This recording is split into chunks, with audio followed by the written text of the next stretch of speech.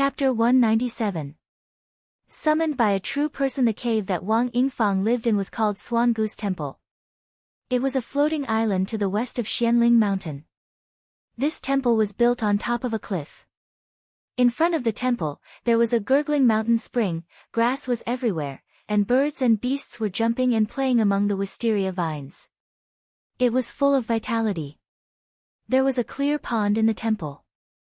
The green lotus was beautiful, the white lotus was flawless, and the weeping willows were green. In the shade, there were cicadas and yellows chirping. The trees here were like makeup, and there were exotic flowers everywhere. The scenery was quiet and beautiful, making people forget about their worries. Wang Yingfang invited Zhang Yan to the temple. The two sat down and smiled. "What do you think of my place?" Zhang Yan nodded his head and said, "A paradise, nothing more than that." He wasn't flattering her. Xianling Island was built by Tao Jinren. Although it was decorated well, it lacked the beauty of nature. It was obvious that Wang Yingfang's temple was decorated with care. Wang Yingfang smiled after receiving Zhang Yan's praise. The two chatted for a while, then she summoned her disciples to the temple. Zhang Yan looked over and saw that there were 12 disciples. Most of them were demonic cultivators. Their cultivations were not uniform. Most of them were in the clear Qi realm, and only 2 were in the mystic light realm. Among them, there were 3 or 4 who hadn't transformed for a long time. Their cultivations were still low, and there were still scales and feathers behind their ears. It was obvious that they hadn't been taught any Xian techniques. Thus, their demonic aura was still present. It was obvious that they were either from the water race or birds. After demonic cultivators transformed, they all liked to hide their origins. Unless it was a life and death battle, no one would want to show their true form. Zhang Yan glanced at Wang Yingfang. Hearing Guolai praise his junior sister's deep roots, he couldn't help but wonder what this beautiful nun's original form was. Wang Yingfang waved her horsetail whisk and shouted at the disciples, "Your uncle Master Zhang is a direct disciple of Qinsang school. He comes from a large Xianmen sect. Come and greet him." Some of these disciples were taken in by her in the Donghua continent, and some were from the Donghai. Most of them had shallow roots and admired the Xianmen disciples. Hearing that Zhang Yan came from Qinsang school, they all came to greet him and looked at him curiously. Zhang Yan smiled and raised his hand. He said politely, "Martial nephews, no need to be so polite. I didn't know fellow Taoist Wang has so many disciples." Wang Yingfang smiled and shook her head. She sighed, "In Qinsang Yu sect, she doesn't have any disciples." Qinsang. Disciple Wang has no disciples. I don you disciple Qinsang. Sect brother Qinsang has never had before. But I has of sect. Clan, Yu sect, mountain. Qi, sect master, Yao of sect, of temple, 1-7, sect master of Yi sect, clan, and 1 Yi, mountain, Wang sect, Wang, sect of sect. When she spoke up to hear, she gestured with her hand to call over a young woman that wore yellow clothes and had bright eyes and white teeth. She said, "Fellow Taoist Zhang, you've met my martial nephew Fu, so take a look at this disciple of mine. How about you?" After looking at her, Zhang Yan suddenly pointed with his finger. A beam of light shot into the girl's eyes. The disciples below all changed color and cried out in surprise. But this girl's face was calm. Her eyes were clear, and she didn't look flustered at all. After looking for a while, Zhang Yan suddenly pointed out with his finger, and a ray of light shot straight into the young woman's eyes. All the disciples below were astounded and exclaimed in shock, but only the young woman's face remained calm, her eyes were clear, and she didn't reveal the slightest trace of panic. Zhang Yan retracted his sword aura midway and nodded his head in praise, "Excellent aptitude, a tenacious temperament and a good foundation. Although it has not been long since you opened your meridians, if you train well, you will have great achievements in the future." His praise was sincere. It carried more weight than the polite words from before. Wang Yingfang was happy when she heard it. She said to the girl, "Lan, thanks Sect Master Zhang for his praise." The girl was smart and obedient. She knew what Zhang Yan meant. She blinked her beautiful eyes and smiled sweetly. "Wu Lan, greets Sect Master Zhang." She raised her head and looked at Zhang Yan with her beautiful eyes.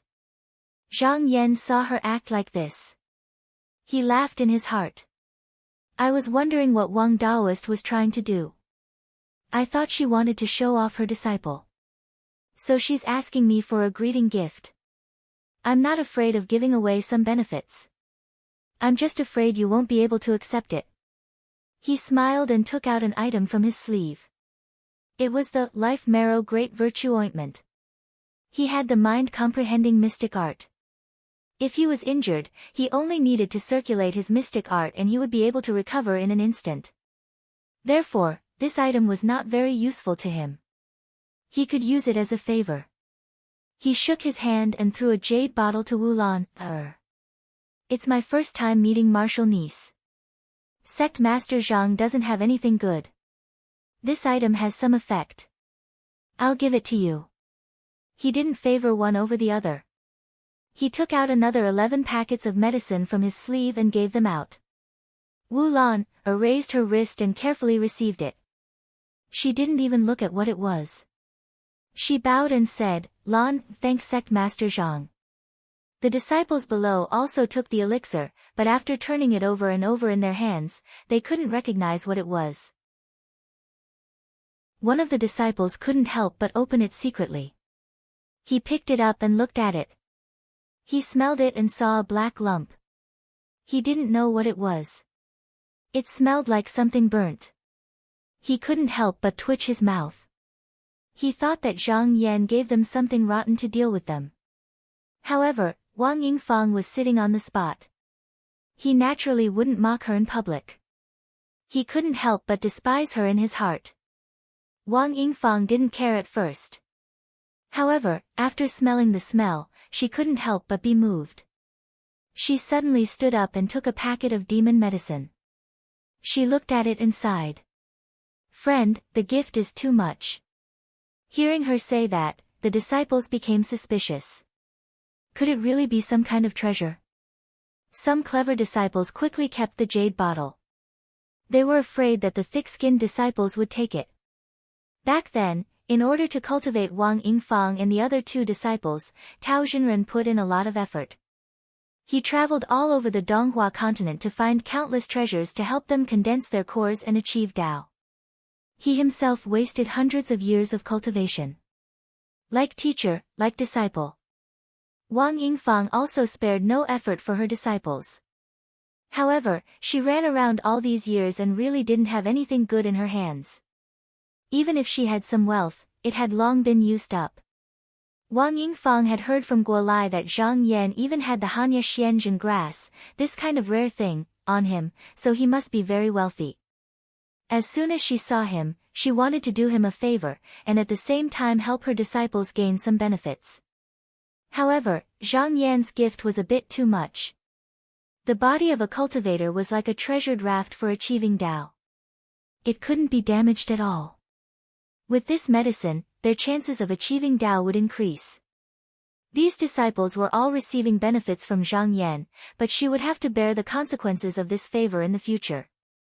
If Zhang Yan was just a normal cultivator, it would be fine. However, he was a direct disciple of Qinsang school. According to Guolai, he had his own grotto heaven. Although he was only at the mystic light realm right now, his cultivation might be above hers in 100 years. There was no place for him to ask for help from her, so how was she supposed to return this favor?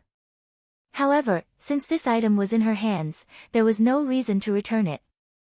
Wang Yingfang saw that Zhang Yan was smiling faintly. It was obvious that he was doing this on purpose. She felt bitter in her heart and sighed.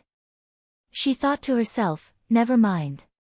Eldest senior brother wants to ask for a celestial palace decree for this fellow Taoist Zhang, but master's attitude is unclear and hasn't said anything yet. If eldest senior brother can't get it, then even if master punishes me, I will think of a way to help this fellow Taoist Zhang and return this favor as soon as possible. While she was thinking with a frown, Zhang Yan smiled and said, "Fellow Taoist doesn't need to feel troubled. I have something that I need fellow Taoists' help with." Wang Yingfang was not shocked but happy. She said, "May I ask what fellow Taoist needs?"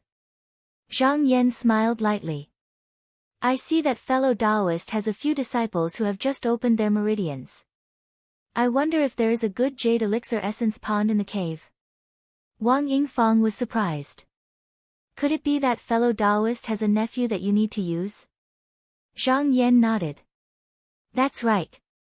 On that big ship of mine, there is a junior of a master who asked me to look after her. She is also a female cultivator. Now that her cultivation has reached perfection and is about to open her meridians, she wishes to ask for a suitable essence pond." Wang Yingfang didn't even think and agreed almost immediately. She said, "In my Swan Goose Palace, there are 3 first-class essence ponds. If fellow Taoist doesn't mind, you can choose any one of them to use." Zhang Yan raised his hands and cupped them. He said with a smile, "Thank you, fellow Taoist. With this, one of my worries has been resolved." Wang Yingfang didn't dare to be careless. She hurriedly bowed and returned the greeting. She secretly heaved a sigh of relief. It turned out that this fellow Taoist Zhang already had a plan. She had been anxious for nothing. Thinking of this, she couldn't help but glare at him. This glare revealed some flirtatious colors. However, Zhang Yan acted as if he didn't see it. At this moment, a young girl walked in and reported, "Master, there is a person outside. He claims to be a subordinate of Demon King Xian Tong.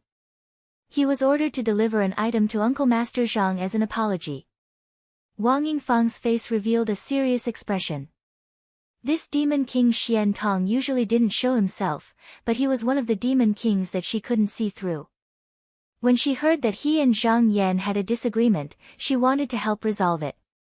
However, she didn't know what this demon king was up to.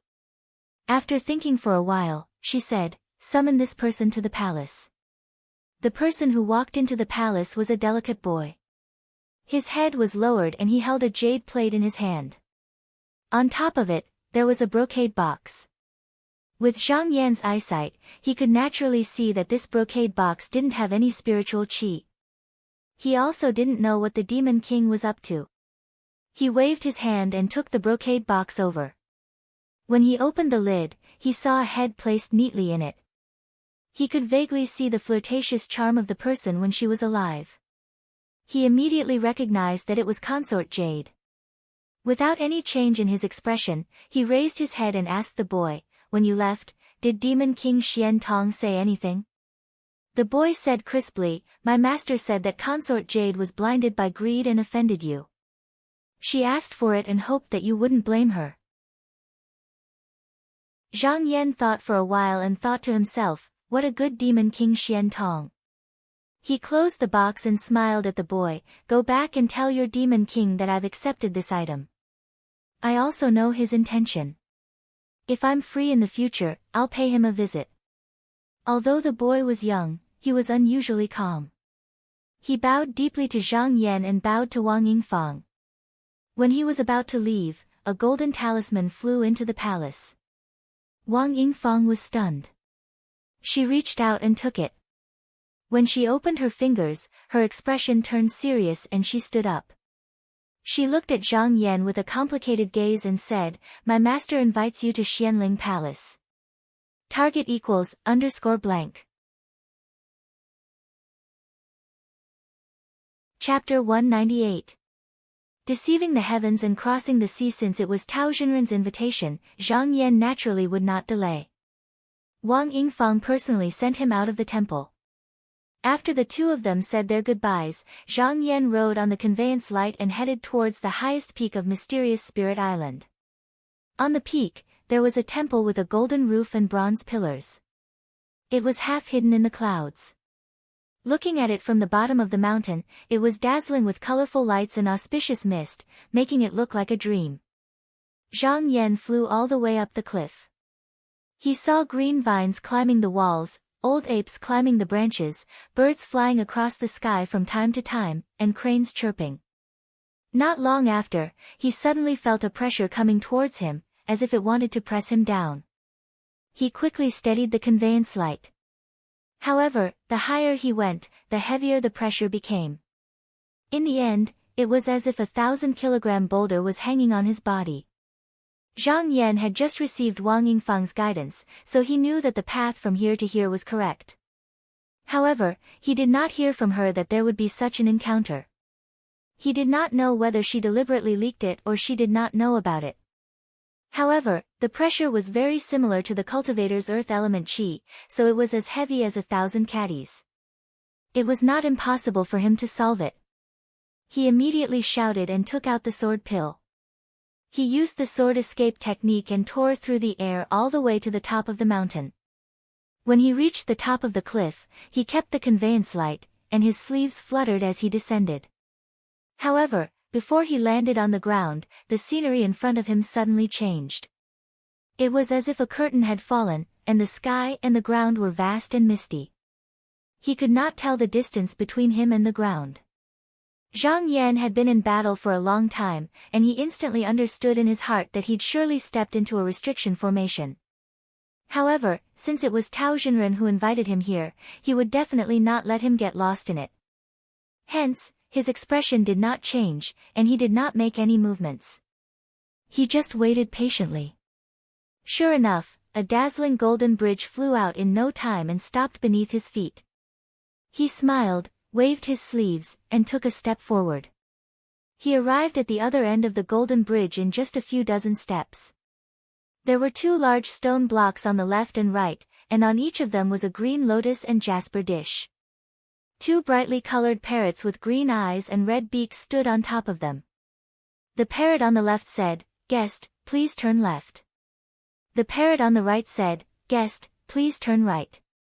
Zhang Yan stopped and said with a smile, "Fellow Taoists, why did one say left and the other say right?"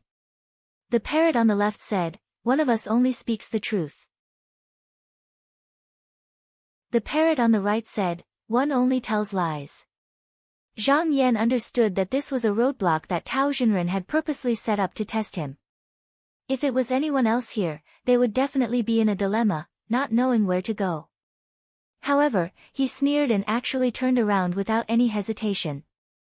However, after he stepped across the bridge, he did not return to the original boundary. Instead, the gray smoke parted, and he unknowingly stepped into an empty valley. Here, the mountain rain was hazy, and the sky was blue. A winding mountain path appeared in front of him, surrounded by green pines and cypresses, and moss covered the stone steps. He smiled, tidied up his robe, and walked up the steps. Not long after, he reached the top of the slope. He looked up and saw a waterfall falling from a height of several dozen feet. It crashed down with great momentum, stirring up countless ice pearls and jade drops. Beside the clear pond, there was a beautiful young Taoist with eyes like bright stars sitting on a high stone. He held a jade rui in his hand, and there was a majestic blue wand beside his knee. 2 boys stood by his side. When they saw Zhang Yan coming in, they said lightly, "Since you have come, why are you in a hurry to leave?" Zhang Yan stepped forward, cupped his hands, and said calmly, "I am not leaving, I am here to see Tao Xinren." Tao Xinren shifted his gaze, stared at his face, and said in a deep voice, "Since you have come to see me, why did you turn back halfway?" Zhang Yan waved his sleeves, and said casually, "If Xinren wants to see me, I can walk to Xinren. If Xinren does not want to see me, I will not be able to see Xinren no matter how hard I try." Tao Xinren heard this, and suddenly laughed loudly, making a rumbling sound in the valley, and said, "Seeing the true heart, and pointing to the true meaning, it is rare, rare." He pointed the jade rui in his hand to a green stone beside him, and said with a smile, "Fellow Zhang, please sit down and talk." Zhang Yan cupped his hands, and said seriously, "Then please forgive me for my rudeness." He walked a few steps forward, and sat down on the green stone beside him without any reservations. Tao Xinren changed his previous coldness, and said with a pleasant expression, "Fellow Zhang, Guolai told me about your purpose of coming here, please give me the 2 seals." A boy beside him walked down from the platform. Zhang Yan came to mysterious Spirit Island for this matter, and he was already prepared. He immediately handed over the 2 seals that imprisoned Lu Junbai and Monster Queen Junyue. Tao Xinren took the seals from the boy, took a glance at them, and wiped his hand. An array of light flashed past. Then, without any movement from him, the 2 seals flew down, and he said, "In 7 days, the seals will be dissolved." Zhang Yan quickly caught the 2 seals, and stood up to express his gratitude. "Thank you for your help, spiritual master."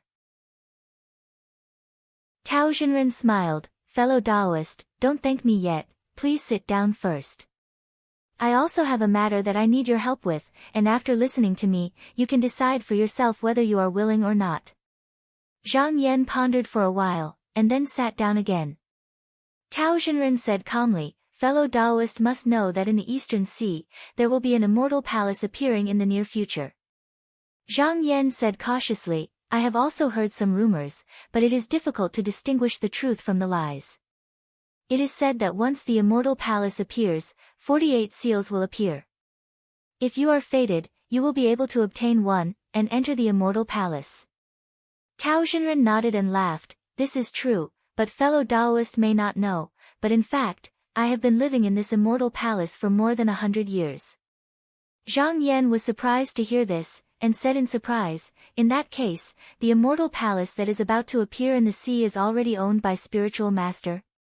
Tao Xinren chuckled, and shook his head, "Yes and no. Before me, there was another master of this immortal palace, and now I don't know where he is, but he left a lot of restrictions. Although I can enter this place, to completely refine this immortal palace, it will take more than 100 years of uninterrupted hard work, and I can't even get out in a flash. It is like being trapped in a cage." Zhang Yan glanced at Tao Xinren, and saw that the latter was sitting there peacefully, but did not look like he couldn't get out at all. Tao Xinren smiled faintly, and said, "Fellow Taoist, you don't have to be confused. Right now, I am not meeting you with my physical body, but with my Yuanying Dharma body. My real body is still being refined in the immortal palace. As long as I wait until January next year, I will be able to completely refine this palace, and it will become the foundation of my Clear Feather sect." Hearing this, Zhang Yan was also surprised. This Tao Xinren's Yuanying was actually the same as a living person's, and it was obvious that his cultivation had already reached an extremely high level. He had also seen Xiao Mu's Yuanying, but it could not be compared to Tao Xinren at all. Tao Xinren's grace and bearing were extraordinary, and he sat there and spoke calmly, making people feel like they were bathing in a spring breeze. He continued, "This immortal palace is called the Violet Jade Langhan Immortal Palace, and it is formed by gathering 49 deep pavilions and jade buildings. Every palace has its own talisman, and I only hold the main palace's decree, but if I sense that the main palace is about to change hands, the other 48 side palaces will fly out decrees. I will look for another master." Zhang Yan frowned and said, "Perfected one has worked hard for 100 years. If that's the case, aren't we giving it away to someone else?" Tao Xinren smiled and said, "Not so. Although the side palaces seem to be the same as the main palace, they are not as useful as the main palace, so it is not a big deal even if someone takes them away." He paused for a while, then slowed down his tone and said, "What I am worried about is that at the final moment of refining the immortal palace, my real body cannot move. In the past, I have an old acquaintance who is an elder of the South Flower sect, and he knows a little about the secret of this palace. Therefore, once this palace appears, he will definitely come to seek revenge and find an opportunity to snatch the main palace. By then, the various forces in the Eastern Sea, such as the Chongyue True Temple and the Wudang Spiritual Hall, will definitely hear the news and come to snatch it. Therefore, I need someone to hold the main palace's decree and enter my palace so that no one can tell where I am, so as to deceive everyone and ensure that the main palace is not lost. If we can survive this calamity, my Clear Feather sect will be able to successfully establish a sect and stand on the sea." Zhang Yan thought to himself, so Tao Xun already had a plan. He used the pretense as the truth and gathered all the demon kings here in the name of establishing a sect. Not only could he deceive others and confuse them, he could also use these people to fight against the enemy together. It's killing two birds with one stone. But from what he said, he obviously wants me to be the person to hold the decree. Tao Xinren looked at him and said, fellow Taoist is smart, so you must know what I mean. Let me ask you, are you willing to lend me a hand? Zhang Yan had doubts in his heart, so he asked, although this is not easy, there are many talents under Perfected One, so why did you choose me? Tao Xinren smiled and said, I was originally the imperial official of the talisman, but he was hit by the Baili godly wind. Now, I can only use a miraculous pill to protect his soul, but he probably won't be able to wake up when the time comes. My 4 disciples are too conspicuous, and among the 3rd-generation disciples, I don't have anyone suitable by my side, so I have no choice but to do this. Furthermore, there is an advantage to choosing you. You are not a member of my Clear Feather sect, so if you hold my decree and occupy a palace, no one will be suspicious. Zhang Yan nodded. What he said was not without reason. No one would have thought that Tao Xinren would entrust his life to an outsider. Moreover, he was a disciple of Qinsang school, so the elder of South China sect might not be able to put down his pride and bully him. Tao Xinren looked at him and smiled. This cannot be forced, it all depends on fellow Taoist's sincerity. If you are unwilling, I won't stop fellow Taoist at all. You just need to swear that you won't reveal this matter, and you can leave. However, if fellow Taoist agrees, my Clear Feather sect can hire you as a guest elder, and you can learn any Tao technique in our sect. Apart from that, if you have any requests in the future, I can promise you 3 things. Hearing this, Zhang Yan was moved. The Tao techniques of Clear Feather sect were exquisite, but he had his own teachings in Qinsang school, so he did not care too much about them. However, if he could get Tao Xinren, the Yuanying Perfected One, to promise him 3 things, it would be worth it. This risk was worth it. However, even now, he was not in a hurry to agree. Instead, he said, Perfected One, Junior is only at the mystic light realm. Putting aside the elder of South China sect, even the demon kings in the East Ocean might not be able to stop them. How can I help Perfected One? Tao Xinren laughed brightly. I was wondering what it was. So, it is this. Fellow Taoist, don't worry. Since I asked you to help me, I naturally have a way to help you. He reached into his sleeve and took out a golden core that was the size of a goose egg. He said, I can teach you a secret technique that will allow you to control this golden core for 6 hours. I know that fellow Taoist is a sword cultivator, and with the help of this golden core, you can even block a core formation cultivator. Zhang Yan's eyes flashed, and he felt that this was a good thing. He did not hesitate anymore and said, Tao Xinren, I will agree to this. Target equals _blank.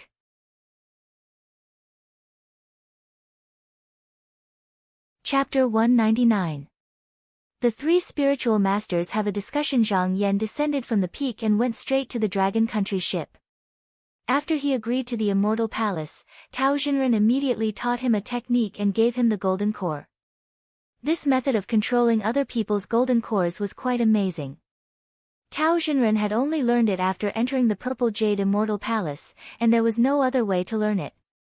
He didn't know who this golden core came from, and even with Zhang Yan's current cultivation, he couldn't tell what grade the golden core was originally. However, Tao Xinren also warned him that although this method was extraordinary, it could only be used 3 times, and each time it was only for 2 to 4 hours. It could only be used at critical moments, and he couldn't rely on it. Therefore, Zhang Yan didn't expect to use this method to pass the test. What he really relied on were the 2 talismans in his hands that hadn't been unsealed yet. After 7 days, Lu Junbai and Monster Queen Junyue would break out of the seal and stay to help him. He calculated the time. Lu Mainyang should have returned by then. At that time, there would be 3 core formation cultivators by his side, and with the help of this golden core, as long as it wasn't spiritual master Yuanying attacking, it would be enough to protect the main palace. The only worry was that there were many forces on the sea trying to snatch the decree, but Tao Xinren was the only one on his side. It was unknown how many Yuanying spiritual masters the other side had. Could Tao Xinren resist? He thought that Tao Zhenren must have some backup plan, but it was just inconvenient for him to tell him. He flew all the way, and before long, he arrived at the sea and landed on the Dragon Country ship that was anchored there. Zhang Pan recognized him and came out to greet him happily, saying, "Master, you're back." Zhang Yan stood on the deck with one hand behind his back and said in a deep voice, "Zhang Pan, go and summon Gu Chuer." Zhang Pan nodded and returned to the cabin. Not long after, Gu Chuer walked out and stood timidly in front of him. Zhang Yan took a closer look at her and saw that she was full of vigor, her eyes were filled with light, and her skin was as smooth as white jade. He nodded and said, "You've improved quite a bit. As expected, you're about to reach that stage. Gu Chuer, I want to take you to a jade elixir flower pond to open your immortal meridians. If we succeed, you can go wherever you want to go in the future. It's no longer my business." Gu Chuer was pleasantly surprised, but she was also a little confused. She was only 13 or 14 years old. When she was brought here by Zhang Yan, she was a little anxious at first, but then she saw that Zhang Yan didn't care about her, only occasionally checking on her progress. Thus, he was relieved. Every day that Jade's slip would nourish her blood vessels and adjust her breathing, her cultivation would get deeper day by day. She herself could also feel that this incantation was very brilliant, it was many times better than what she learned when she was a registered disciple in Chongyu Zhenguan. She grew up in the Chongyu True Temple. Her aptitude was not good, and in the future, she could only be a maidservant of a true disciple. Now that she had obtained this technique, there was hope for her to pry into the Tao. Now that Zhang Yan was actually going to take her to open her meridians, even if he had ulterior motives, she would accept it. Thus, she mustered up her courage and said sincerely, "Thank you, Taoist. Chuer is willing to serve Taoist by your side, serving tea and water, cleaning the cave, trimming the flowers, washing clothes, and folding blankets. Chuer can do anything." Oh. Zhang Yan glanced at her. Although Zhang Pan was loyal, he had only taken human form for a short period of time. His intelligence was just starting to develop, so his brain wasn't too bright and he didn't do things very well. If he had such an obedient maidservant by his side, it wouldn't be too bad. However, after thinking about it, he gave up on this idea. This girl was a disciple he took in as a gift for Pu Yuzi, and her technique was extremely suitable for Butian Pavilion. In the future, she would definitely be someone with great accomplishments, so why should he cut off her path? He smiled and said, "Little Miss Gu, there is no need to be like this. You have a great opportunity, so how can you be a servant for me? You should focus on your cultivation. In the future, when you reach the immortal clouds, you might be able to find a place for yourself." Gu Chuer nodded her head, not really understanding. Zhang Yan waved his hand and said, "Come with me." Gu Chuer took 2 steps forward, and he released the mysterious light. A ball of blue light wrapped around her, and they flew towards the Swan Goose Temple. At this moment, tens of thousands of miles away from mysterious Spirit Mountain, under the bright moon, a 10-zhang-wide chessboard was suspended in the night sky. On it sat 2 Taoists surrounded by clear energy. On the north side sat a Daoren. He had a long beard, a turtle's back, crane's hair, and a fishtail crown on his head.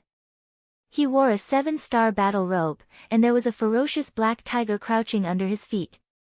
He was currently meditating with his eyes closed. Sitting in front of him was a young Taoist. His face was like jade, and he wore a 9-sun scarf on his head.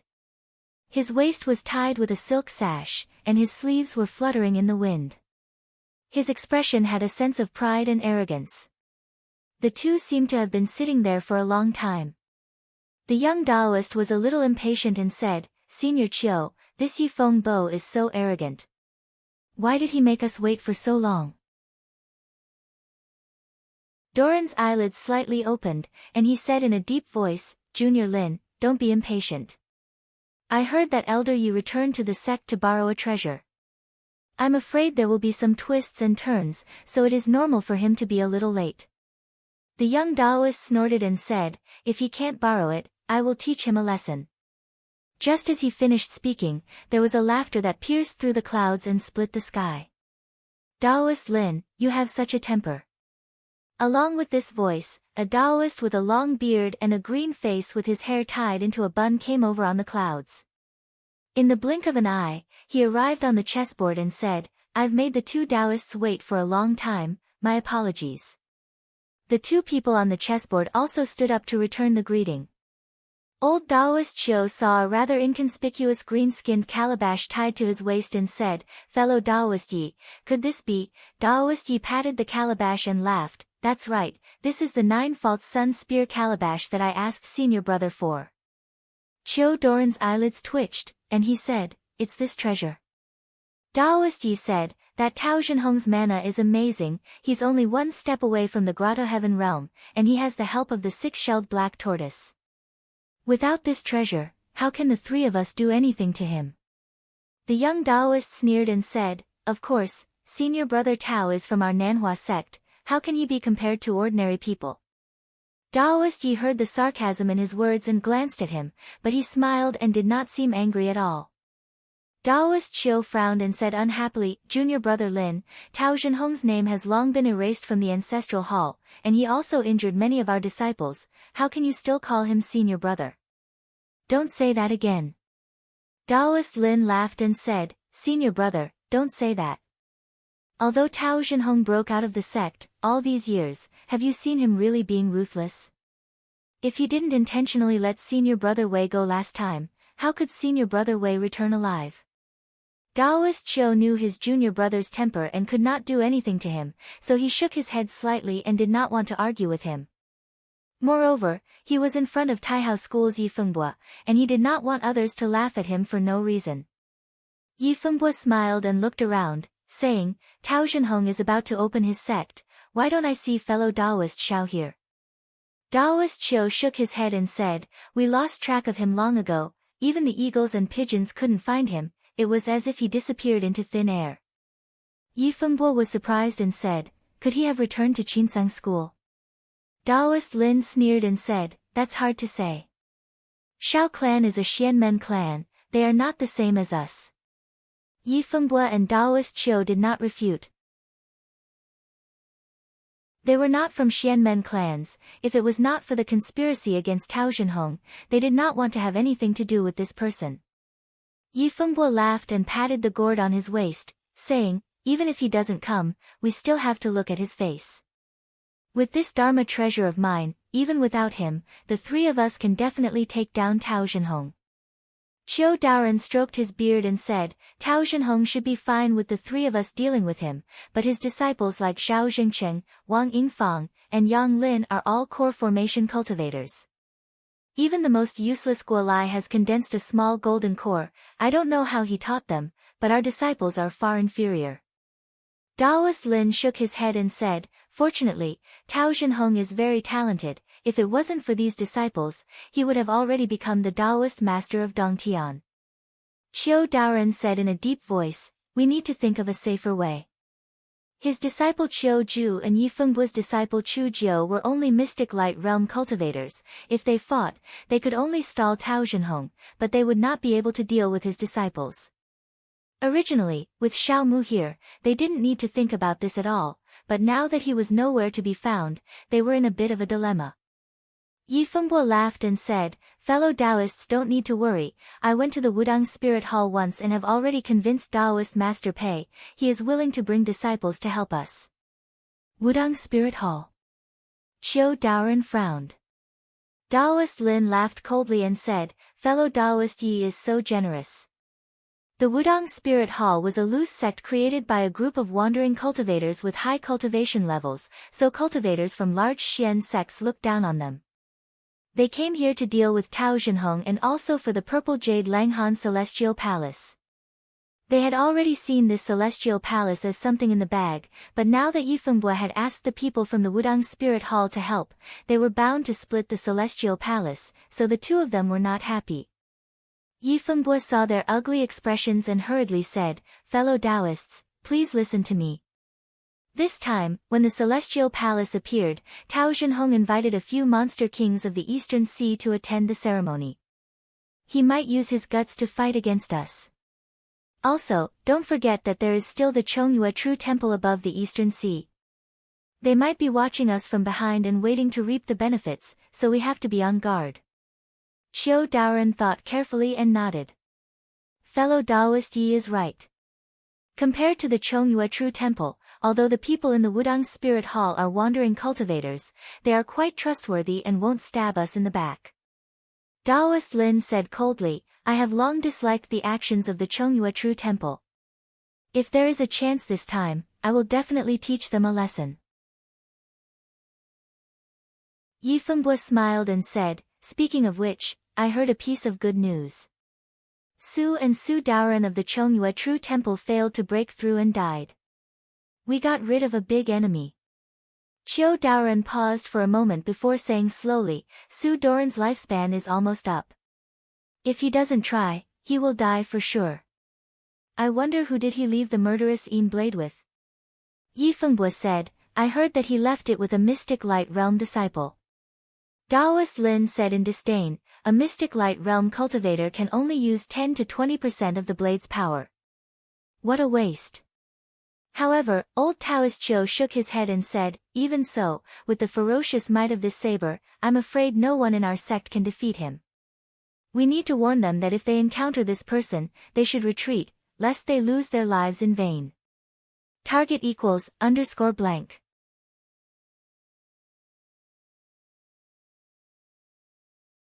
Chapter 200. In a quiet room of the Swan Goose Temple, Zhang Yan sat on a futon and stared at a talisman floating in front of him. He exhaled a mouthful of spiritual qi, and the talisman trembled slightly and emitted a candlelight. When the light became brighter, he reached out and grabbed the ball of white light from his sleeve. 9VK start / he had seen this thing before. It was a ball of essence formed by the qi of the 5 metals in the veins of the earth. He did not know who had refined it into a small piece of meteoric iron. This method seemed to be used to make a good sword pill. If it was tempered repeatedly with the true fire and absorbed the spiritual qi of the sun and moon on a high platform every day, it might be possible to make a good sword pill after thousands of years. However, Zhang Yan had the sword pill, so he did not need it. Now that he took it out, he wanted to make a sword talisman of the fighting gate, recorded in the Talisman Pouch book. Since he wanted to protect the main residence of the Immortal Palace for Tao Zhenren, it was better to prepare one more method. This sword talisman was very powerful, but because it had lost the incantation of the sect of alchemy, it could only be used once. It was a life-saving talisman in times of crisis. In the past 7 days, he had spent almost everything. This talisman had gathered more than 10,000 spiritual shells spiritual qi. If it was not for the fact that he had reached his limit, he would not stop even if he had to give up all the spiritual shells. He even poured the spiritual qi from the 4 symbols god-killing formation into the talisman. He had used up a lot of this spiritual qi in the river Styx, and the remaining spiritual qi was not enough for refining medicine and weapons. He simply refined all of it into this sword talisman. However, the spiritual qi was enough, but it was still lacking a little qi of the 5 metals. He could use this spiritual qi to make up for it. The spiritual qi seemed to know that a disaster was coming, and it struggled desperately in Zhang Yan's hand. It made a hissing sound and shot out sharp qi, cutting the furniture in the quiet room one after another. Zhang Yan sneered, and a beam of light shot out from his mouth, trapping the soul. Then, he activated his inner breath, and spat out the golden light and raging fire on it. About 4 hours later, he finally dispersed the 5 metal qi. Then, he shouted and slapped the talisman. A whistling sound rang out in the quiet room. The golden talisman pierced through the roof tiles and shot up into the sky. Zhang Yan also leaped straight into the clouds. He saw the talisman hovering in mid-air, his whole body emitting a dense sword aura, and his eyes were cold. He smiled faintly and cast a spell. The talisman turned into a golden light and circled around him before returning into his sleeve. He was not in a hurry to return to the temple and sat cross-legged on the cloud. The wind from the sea made his clothes flutter noisily. He gazed into the distance and saw the changing clouds on the horizon, the fog blurred, the dark clouds pressing down on the sea as if they were about to collapse. It was as if the heaven and earth were boundless and the wind and clouds were gathering. The auspicious cloud that emerged from the bottom of the sea grew brighter and brighter. It was obvious that the immortal abode would be born soon. Although he could see the brilliance of the immortal abode, the immortal palace was actually erratic and had no fixed location. Other than Tao Jinren, no one knew where it was hiding. At this moment, the sun was setting in the west, and the sky was dark and gloomy, but he was still sitting on the cloud, as if he was waiting for something. When the hour of the high arrived, the two talismans he originally placed on the jade couch suddenly shook and rushed out of the dome. Two streaks of multicolored light flew out and illuminated the entire night sky. Amidst the smoke, a colorful pheasant gave a faint cry. The smoke dispersed, revealing a graceful figure. A woman in red gracefully came over. She smiled and bowed to Zhang Yan, saying softly, "Thank you, fellow Taoist, for helping me escape from the confinement." With a loud laugh, Lu Junbai, who had restored his old appearance, also walked over and cupped his hands in gratitude. "It's all thanks to fellow Taoists' help to get through this disaster." Zhang Yan smiled slightly and returned the greeting, "Fellow Taoists, please follow me into the temple for a chat. I have another important matter to discuss with you." The night sky was low and the bright moon was in the sky. A mysterious snake's 9 orifices great sea boat was anchored on the sea. The waves below were tumbling, but the boat was flashing with green aura rainbows, as if there was an intense battle going on. Qiu Ju was scurrying around on the conveyance light. He was forced into a difficult situation by a flying needle that was as thin as a cow's hair. Seeing that he couldn't dodge it no matter what, he had to say, "Senior Marshal Brother Tseng, I admit defeat, I admit defeat." The flying formation was suddenly taken away by someone. The white aura on the opposite side dissipated, and a young Taoist walked out. He was wrapped in a black robe, and his feet were on cloud shoes. He held a 3 feet long Ganoderma in his hand, and the crown was 10 feet wide, like a green umbrella. He smiled faintly and said, "Junior Marshal Brother Qiu, you're too humble. Your Nanhua sect is good at controlling spiritual birds and strange beasts. If it wasn't for your flower falcon being taken away by Shinmingu, and you couldn't use 70% of your original Taoist techniques, I'm afraid I wouldn't have been able to defeat you so easily." Qiu Ju originally had a sunken nose and thick lips, and his forehead was like a tree wart. His appearance was weird, and now that he heard these words, he felt like his sore point was poked, and his expression turned even uglier. That day when he went against Shinmingu, he couldn't take it anymore and made a bet with him. In the end, he was defeated, and even lost his spiritual bird. Although the other party was covering for him on the surface, he was secretly mocking his Nanhua sect for not having the help of a spiritual beast. However, he wasn't good with words, so he just moved his lips, and couldn't make a sound. Zhu Jiu, who was standing at the side and watching the battle, saw that the atmosphere was a little stiff, so he walked over with a smile. He patted Qiu Ju's shoulder and sighed, "Senior Marshal Brother Qiu, don't mind him. My senior martial brother Tseng Han has been in Taoism for 135 years, and has met countless fellow Taoists. His foundation is very solid, and now he's only one step away from core formation. This star-in ray needle has been practiced to perfection, and his cultivation is far above mine. It's not wrong for you to lose." Qiu Ju was silent for a moment, then he cupped his hands and said, "Senior Marshal Brother Tseng is brilliant, I'm not as good as you." Tseng Han smiled proudly, then looked to the side and saw a girl in a white dress standing there quietly, like a pure white lotus. He asked, "Sister Xian, you are a disciple of the Yuan Yang martial school, why don't you tell me if there are any flaws in my acupuncture technique? Can it win against Shinmingu?" This woman was called Xian Chanjin, and she was a true disciple of Yuan Yang sword sect. That day, she sensed the location of the 7 ultimate pillars, so she came all the way to the East Sea. She and Tseng Han were old acquaintances, so they walked together. Tseng Han asked this question with the intention of showing off, hoping to hear some good words, but she thought about it seriously and said, "Although I don't know Shinmingu, according to what Senior Marshal Brother Chiu and Senior Marshal Brother Chu said, with Senior Marshal Brother Tsing's ability, he still had some chance of winning, but now he's more likely to lose. Seng Han heard this and felt a little uncomfortable. He frowned and said, "Why?" "I'd like to hear Junior Marshal Sister's opinion." Xian Chanjin said calmly, "Shen Minggu's Yin Yang flying dagger can be used at close range, and it's extremely fierce. But it has a flaw, and that is, it's not easy to fly during a fight. If you suddenly meet, the one who makes the first move will have some advantage." Seng Han didn't agree at first, but after hearing this, his face turned serious, and he couldn't help but nod in agreement. He said, "That's reasonable.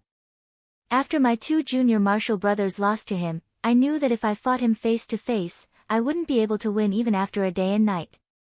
Only by making the first move will I have a chance of winning."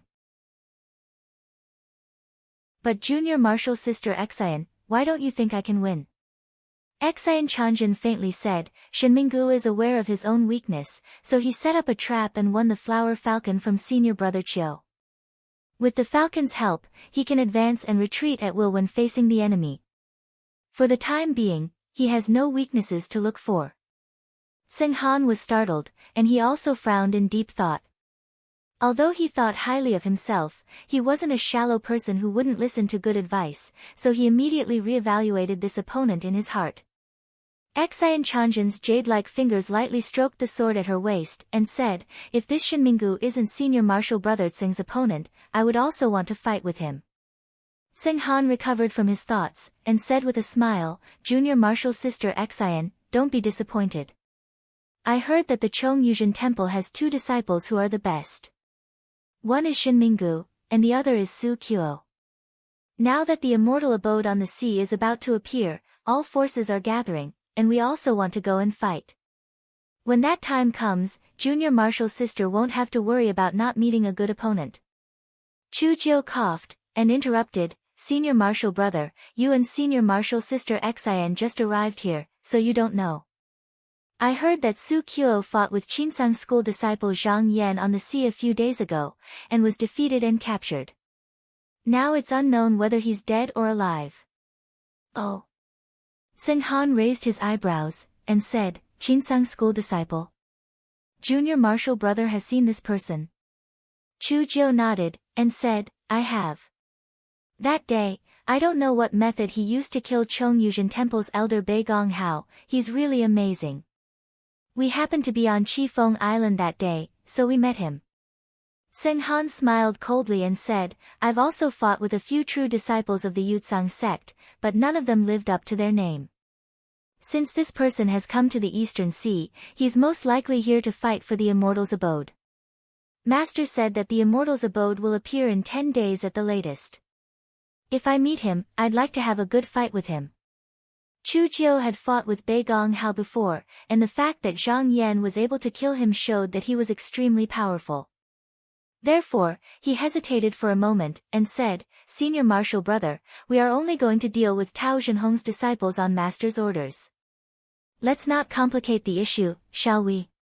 Seng Han raised his eyebrows, and was about to speak. At this moment, a talisman flew through the air.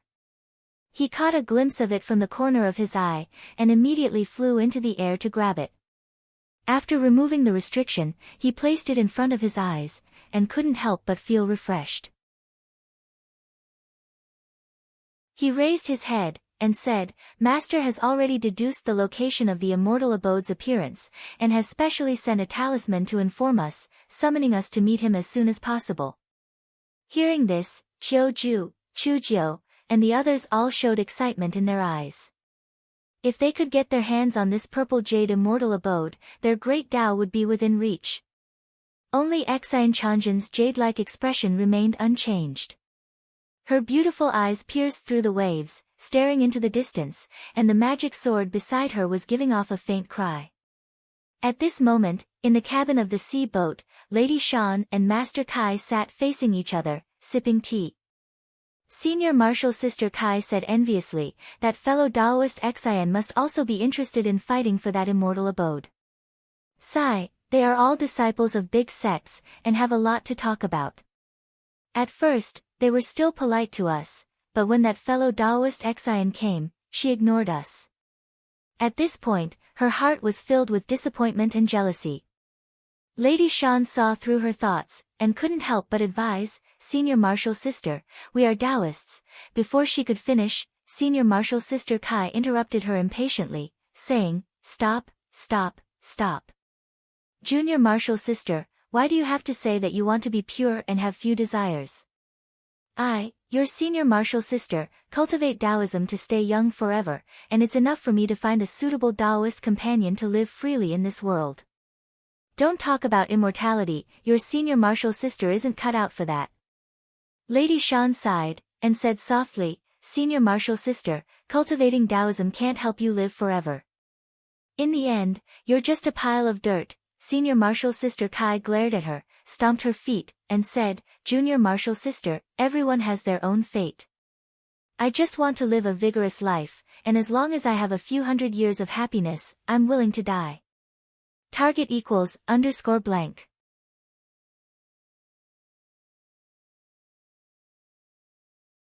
Chapter 201. With a clap of thunder, the rainbow ripples reflected the appearance of the immortal's mansion. The rainbow lights on the sea grew brighter day by day. Many cultivators on Xianling Island could see it clearly and knew that the day of the immortal's mansion's appearance was approaching. Wang Yingfang sat on the back of a giant goose and gazed into the distance. Her fingers were constantly divining, as if she was divining good fortune. Suddenly, a beautiful girl riding a crane came over and said, Master, Uncle Master Feng is here. He is waiting in the hall. Wang Yingfang replied, Okay. She patted the goose's head and pressed the cloud down. She walked slowly into the hall and saw a person standing in the hall. It was a Taoist nun with slender eyes and a colorful cape draped over her shoulders. Her figure was graceful, but there was a layer of haze between her brows. When he saw her, he stood still and said with a sullen face, Where is my nephew? Wang Yingfang smiled and cupped her hands, Junior Marshal Sister Feng, your nephew Feng is fine. He is in my back hall and has been meditating for the past few days. He has become less impetuous. Senior Marshal Sister must have read my letter. Once you and fellow Taoist Zhang have resolved this layer of misunderstanding, I will let him go. Hearing this, the female Taoist nun suddenly became furious. She raised her eyebrows, waved her sleeve, and scolded, Don't say that. Wang Yingfang, before you became Jinren Tao's disciple, I listened to the Tao together with you under Hengshan ancestor. We could be considered close. My nephew is like your nephew. Why are you siding with an outsider now and asking me to come and apologize? Seeing her harsh words, Wang Yingfang's originally pretty face twisted a little. She was unhappy and frowned. Feng Yao conspired with others to steal fellow Taoist Zhang's magic weapon. If it was someone else, they would have been killed on the spot. It was because he sacrificed the white feather that I refined and escaped to my door that I saved him once. It was only because of our old friendship that I wanted to resolve the conflict between our two families. Why does Senior Marshal Sister Feng say that I am siding with an outsider? The nun sneered and said, Even so, it is impossible for me to make amends. If you still care about our past friendship, don't interfere in this matter. Let me settle things with that Zhang fellow. Wang Yingfang was also annoyed. This is a small matter that can be resolved by both sides talking. Senior Marshal Sister, you don't appreciate my kindness. Do you want to fight until there is blood? The Taoist nun snorted, Small matter. Although my Taimi Mountain's Feng clan's name isn't well known, it still has several thousand years of inheritance. How could we have the intention to apologize? Wang Yingfang shook her head. She knew the background of the other party. Previously, Mount Taimi had also produced a few extraordinary great demons, but now, there were only 2 core formation cultivators left in this lineage. They could barely hold up the situation, but they still spoke so arrogantly. She thought to herself, I haven't seen this Feng Mei for more than 100 years and I didn't think she was this unreasonable before. Why is she pestering me now? Before she became Tao Jinren's disciple, wasn't she also like this? Before she became Jinren Tao's disciple, wasn't she also someone who didn't care about anything when blood rushed to her head? It was only because she practiced the Xianmen Heart Sutra in the Immortal Palace that she hid this evil aura and hid her demonic nature. When she thought up to here, her heart seemed to have become clearer, and she seemed to have comprehended some profundities. When she calmed her mind was already clear, and she faintly felt that the obstacles on her path of cultivation seemed to have reduced slightly. She looked carefully again and saw that there was a layer of black air between this Taoist nun's eyebrows. She was trapped in a tribulation without being aware of it. Her heart was like still water. She smiled and said, "If that's the case, Senior Marshal Sister Feng can go. I promised fellow Taoist Zhang, but I can't let him go." The Taoist nun was furious. She pointed at Wang Yingfang and said, "Wang Yingfang, don't think you can do whatever you want just because you've become Tao Jinren's disciple. You need to know that someone is going to punish you. I'm an honored guest invited by your fourth martial brother Yang Lin. If you don't let him go, I'll ask him to come talk to you." Wang Yingfang smiled and waved her horsetail whisk, saying, "See the guest out." The Taoist nun was suddenly pushed up by a gust of wind. Her vision darkened and she involuntarily retreated. When she opened her eyes, she found that she was already outside the Swan Goose Monastery. She didn't know how she got out. She was shocked and thought, Wang Yingfang has learned this kind of Xianmen, I'm not her match. Luckily, her fourth martial brother Yang Lin has some disagreements with her. I'll ask him to come and uphold justice. She turned around and got on top of the cloud. After a few steps, she saw a young Taoist sitting in the cloud. She took a closer look and said happily, "Fellow Taoist Yang, you're here too. Do you know that your senior martial sister bullied me? You must help me with this." The Taoist smiled and said, "Fellow Taoist Feng, how do you want me to help you?" The Taoist nun said with hatred, "You only need to hand over that Zhang Yan to me." The Taoist was expressionless and said, "You must make things difficult for that fellow Taoist Zhang." The Taoist nun's heart was filled with hatred, so she didn't hear anything strange. She gritted her teeth and said, "Yes." The Taoist let out a loud laugh and waved his sleeve in the air, throwing out a white jade snake-like ring with its head and tail. The snake-like ring wrapped around the female Taoist's head. The female Taoist was caught off guard and was caught off guard by the snake-like ring around her neck. She immediately lay down and turned into a white-bellied, black-winged, white-tailed swift. The Taoist went up and grabbed the jade ring. He sneered, "You're just a feathered animal. You don't know the heavens and the general situation. Fellow Taoist Zhang is of great importance, how can you disturb him?" With that, he picked up the jade swallow and walked towards the clouds in large strides. In a flash, his figure disappeared. Wang Yingfang didn't see it with her own eyes, but she seemed to know about it. She wrote a Taoist talisman and sent it to Zhang Yan to inform him that it was over. Zhang Yan looked at the talisman but didn't take it to heart. He wanted to protect the main palace for Tao Jinren. If someone wanted to make things difficult for him, it would be difficult for Tao Jinren. Therefore, he didn't need to think too much about it. He only needed to meditate and adjust his breathing, waiting for the right time to come. Another 5 days passed and a thunderous sound came from the sea. The red glow shone through the restriction and shone on the island, making everyone's face feel warm. Zhang Yan knew that the immortal abode was about to come into the world and was trying to break through the original restriction. The sound that resounded through the East Sea was the first restriction being broken. He shouted, "Fellow Taoists, please follow me." He flew up into the sky and released a small boat that was given by Lady Yin. He stood on top of the inner treasure pavilion and 2 streams of smoke descended. Demon King Jun Miao and Lu Junbai landed on the top of the boat and stood on both sides of him. Zhang Yan steered the ship and flew into the sky. He looked around and saw that there were thousands of lights on Mystic Spirit Island. The cultivators rode on their mystic instruments and gathered at one place. The waves on the sea and the clouds above were pushed away by this spiritual spiral. However, after that sound, there were no more movements on the surface of the sea. This immortal mansion was erratic and not confined to one place, so they didn't know where to go. The crowd of cultivators was at a loss. At this moment, a whistling sound came from the sky, and a golden talisman flew over. It transformed into a dancing five-colored divine bird that led the way. Zhang Yan saw that it was Tao Xinren who was leading the way and nodded. He controlled the boat and followed the five-colored divine bird with thousands of cultivators.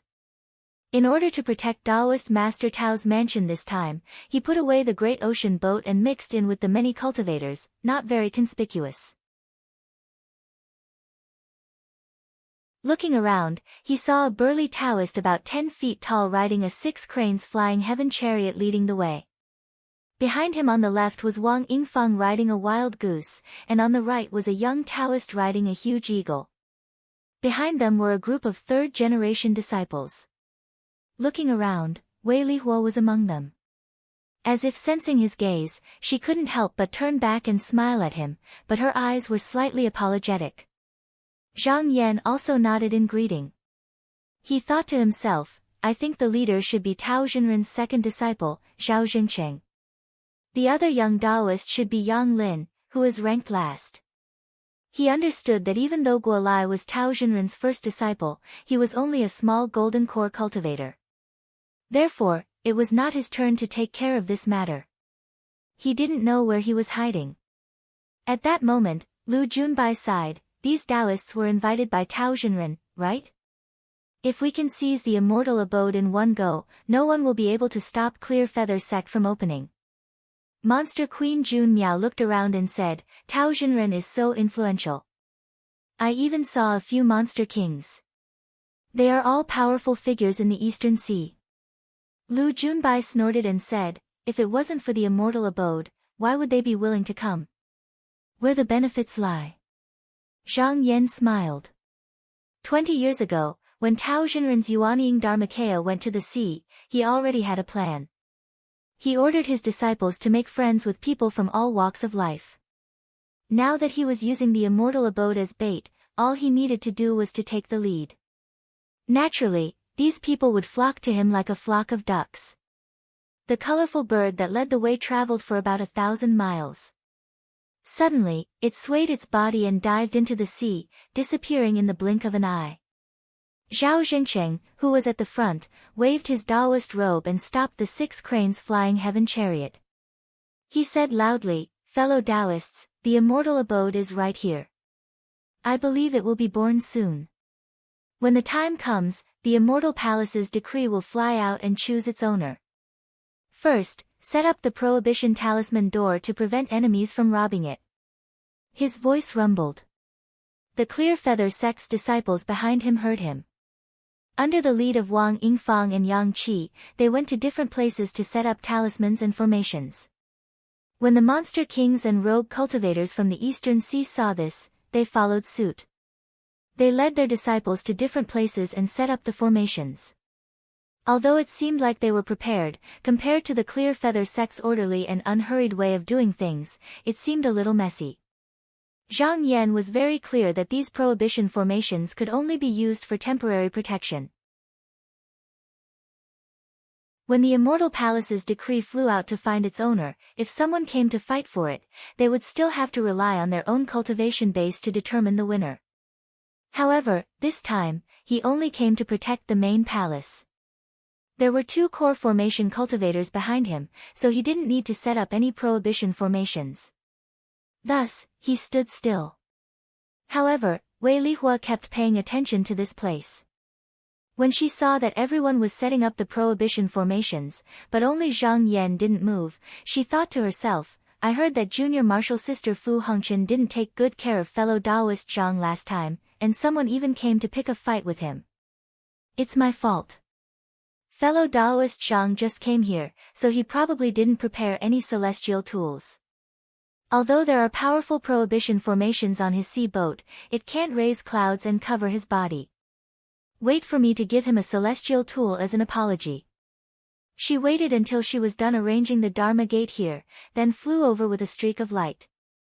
When she arrived in front of Zhang Yan, she bowed and said, Fellow Taoist Zhang, I left in a hurry last time, so I didn't treat you well. It's my fault. I see that you don't have any celestial tools to set up formations with you. I have one here, please accept it. Target equals _blank.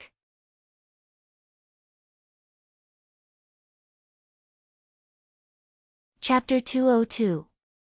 The Battle of Dao. What's right or wrong? After Wei Lihua finished speaking, she heard someone calling her from behind. She nodded and handed the array flag to Zhang Yan, smiled, and turned to leave. Lu Junbai looked at her back and said, "This Daoist is kind." Monster Monarch Junhua looked at Zhang Yan and pursed her lips into a smile. "Daoist Zhang, I'll go and set up the array flag for you, lest that girl worries again." Zhang Yan smiled and handed over the array flag. Monster Monarch Junhua took it and went to set up the array.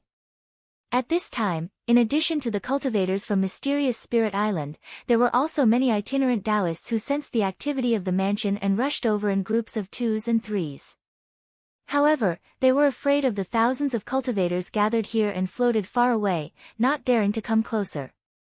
Monster Monarch Junyu carefully arranged the array flags and turned back to the bow. She looked into the distance and couldn't help but exclaim in surprise, even the people from the Eastern Sea Reef Prefecture are here. Is such a prestigious clan also coveting the immortal abode? Lu Junbai snorted. The disciples of the Reef Prefecture are also divided into those who are direct and those who are not concubines. Not everyone can obtain the orthodox teachings. Not to mention them, even the disciples of the big sects, if they don't have a Dao field like Daoist Zhang, would have to live under someone else's roof. This time, there are 49 immortal mansions. As long as you obtain one of them, you will be able to establish your own sect and live freely. You will no longer be restricted to one island or one place, and you will be able to overcome many obstacles on your path to Dao. How can they not be tempted? Monster Monarch Junyu nodded silently. It was not easy for an itinerant cultivator like her to reach the core formation realm. If she did not have a good cave abode where she could store her chi and protect her life, it would be extremely difficult for her to reach the nascent soul realm. For hundreds of years, the 18 monster monarchs of the East Sea seemed to be famous, but in reality, none of them could break through this shackle. This showed how difficult it was to take this step. Demon Monarch Junyu had cultivated for more than 400 years and had personally seen several elders die after their lifespans came to an end. No matter how powerful they were, they would still turn into a pile of dust. She thought to herself, fellow Daoist Zhang has a blessed heavenly abode in his possession now. If I can help him properly, he might accept me into his abode to cultivate. At this moment, her expression suddenly changed. She looked towards the south and saw a wisp of white smoke coming towards them. At the same time, joy appeared on Lu Junbai's face as he said, "My sister is back." After Lu Mainyang sent her daughter to be reincarnated, she wanted to meet up with Zhang Yan. However, she did not know the way and could not find her way to Mysterious Spirit Island. Not long ago, she sensed the aura left behind by Lu Junbai and rushed over. Zhang Yan was also in high spirits. Lu Mainyang's return at this time undoubtedly increased his chances of protecting the immortal palace. Lu Mainyang was originally a core transformation third-stage cultivator. When she flew over, the commotion was not small and naturally attracted the attention of the Clear Feather sect disciples. Even Zhao Jingcheng and the others looked over. Zhang Yan hurriedly sent a talisman over. When the Clear Feather sect disciples saw it, they knew it was one of their own, so they stopped and ignored it. Lu Mainyang was dressed in white and her black hair was tied up with a golden band behind her shoulders. At this moment, she rode on a cloud and arrived in front of Zhang Yan. She first looked at Lu Junbai and Demon Monarch Junyu, then she bowed and said happily, "Fellow Daoist Zhang, Mainyang is really grateful to see my younger brother and junior sister Jing escape today." Zhang Yan smiled and returned the bow. He said, "You're welcome. Fellow Daoist Lu, you came at the right time. Today, I want to seize an immortal abode and need your help." Lu Mainyang did not ask for the reason. She only said solemnly, "Mainyang will not refuse." Lu Mainyang was also one of the 18 demon monarchs of the sea. Naturally, many people recognized her. From afar, demon monarch Xian Tong's sister, Tong Ying, saw them and said strangely, "Big brother, look over there. It's demon monarch Jing and demon monarch Lu. Who is that Taoist? How can he order these three people around? Could he be a new disciple of Tao Zhenren?" Demon monarch Xian Tong's eyes flashed. He said in a low voice, "That person is Zhang Yan." Tong Ying was dumbfounded. She looked at Lu Mainyang and Jing Miaojuan standing behind Zhang Yan. She was shocked and secretly rejoiced. If she did not listen to her brother and fought with Zhang Yan that day, the result would be unpredictable. Another loud bang sounded on the sea. This was the second restriction of the immortal abode being broken. Everyone could hear it clearly. The immortal abode was not far from here. The disciples of Clear Feather had erected the flag gate and carried out a cloud raft. Zhao Zhenqing walked out and ordered his disciples to set up the table, light the incense and candles, and then stood under the cloud raft. Wang Yingfang and Yang Qi also stood solemnly by the side. The rogue cultivators around saw Clear Feather's actions and knew that it was to welcome Tao Zhenren's arrival, so they all focused their attention to watch. In a moment, there was a whistling sound in the sky. Guo Lai rode a peng and opened a path. When he reached the sky, he dodged to the side and shouted, "Clear Feather disciples, what are you waiting for? Greet the patriarch." 3 core formation cultivators and hundreds of their disciples stood respectfully and did not dare to move. They said in unison, "Greetings, patriarch." Above them, the clouds parted and splendor sprinkled down. There seemed to be ethereal celestial music. Tao Zhenren arrived on a blue wan. He was surrounded by green smoke and colorful mist. 9 heavenly cranes followed him like white snow. Behind him were 2 fair-skinned boys riding on the cranes. One of them held a golden ring and a silver bell and a sealed incense burner. The other held a longevity pine tree and a rui whisk. Tao Zhenren came up to the cloud raft. When he sat down, he said with a smile, "The immortal abode is about to appear. There will definitely be strong enemies coming to snatch it. Are you all ready?" Zhao Zhenqing hurriedly went forward and said, "Benefactor, disciple has already arranged everything according to your orders. All the flag gates have been erected. I dare not make the slightest mistake." At this moment, the rogue cultivators outside suddenly became restless. They saw the sea in the distance churning and stirring up strong winds and heavy rain. The wind and clouds changed color and thunder rumbled. A thick dark cloud rolled over. Tao Zhenren smiled and raised his head. His eyes emitted divine light. 2 light pillars, one green and one white, flew up to the clouds. In an instant, the layer of haze was dispelled and the sky was once again revealed. The strong winds and clouds in front of them also dispersed. 4 flying ships appeared. On each ship stood a Yuanying Zhenren. Their bodies were faintly glowing in auspicious mist. Behind them, there were hundreds of cultivators riding on light and clouds. It was a majestic scene. In this open sea, it was not easy to see a Yuanying Zhenren. Now, other than Tao Zhenren, there were actually 4 of them. The surrounding rogue cultivators looked at each other in shock and quickly avoided them. At this moment, there was a sound like falling rain. More than 1,000 spirit geese flew out from the ship and gathered together to form a wild goose bridge. The 4 Zhenrens each flew out in a ray of light and stepped on it. They slowly walked forward. Qiu Daoren pointed below and sneered, 3 Taoists, today, Tao Zhenhong was deceived by the true spirit of the celestial abode. He did not know the heavens and did not avoid the calamity. Today, if we want to kill him, we can take advantage of the situation and take his life. We will return the celestial abode and complete our Tao. Yifengguo's brows moved and killing intent appeared on his face.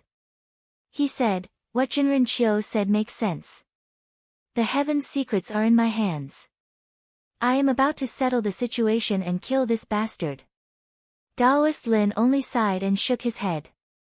Standing on the left of the 3 of them was a young Taoist. His skin was white like a virgin and his eyes were lively. He heard this and chuckled. He said, "If you don't take what heaven gives you, you will be punished."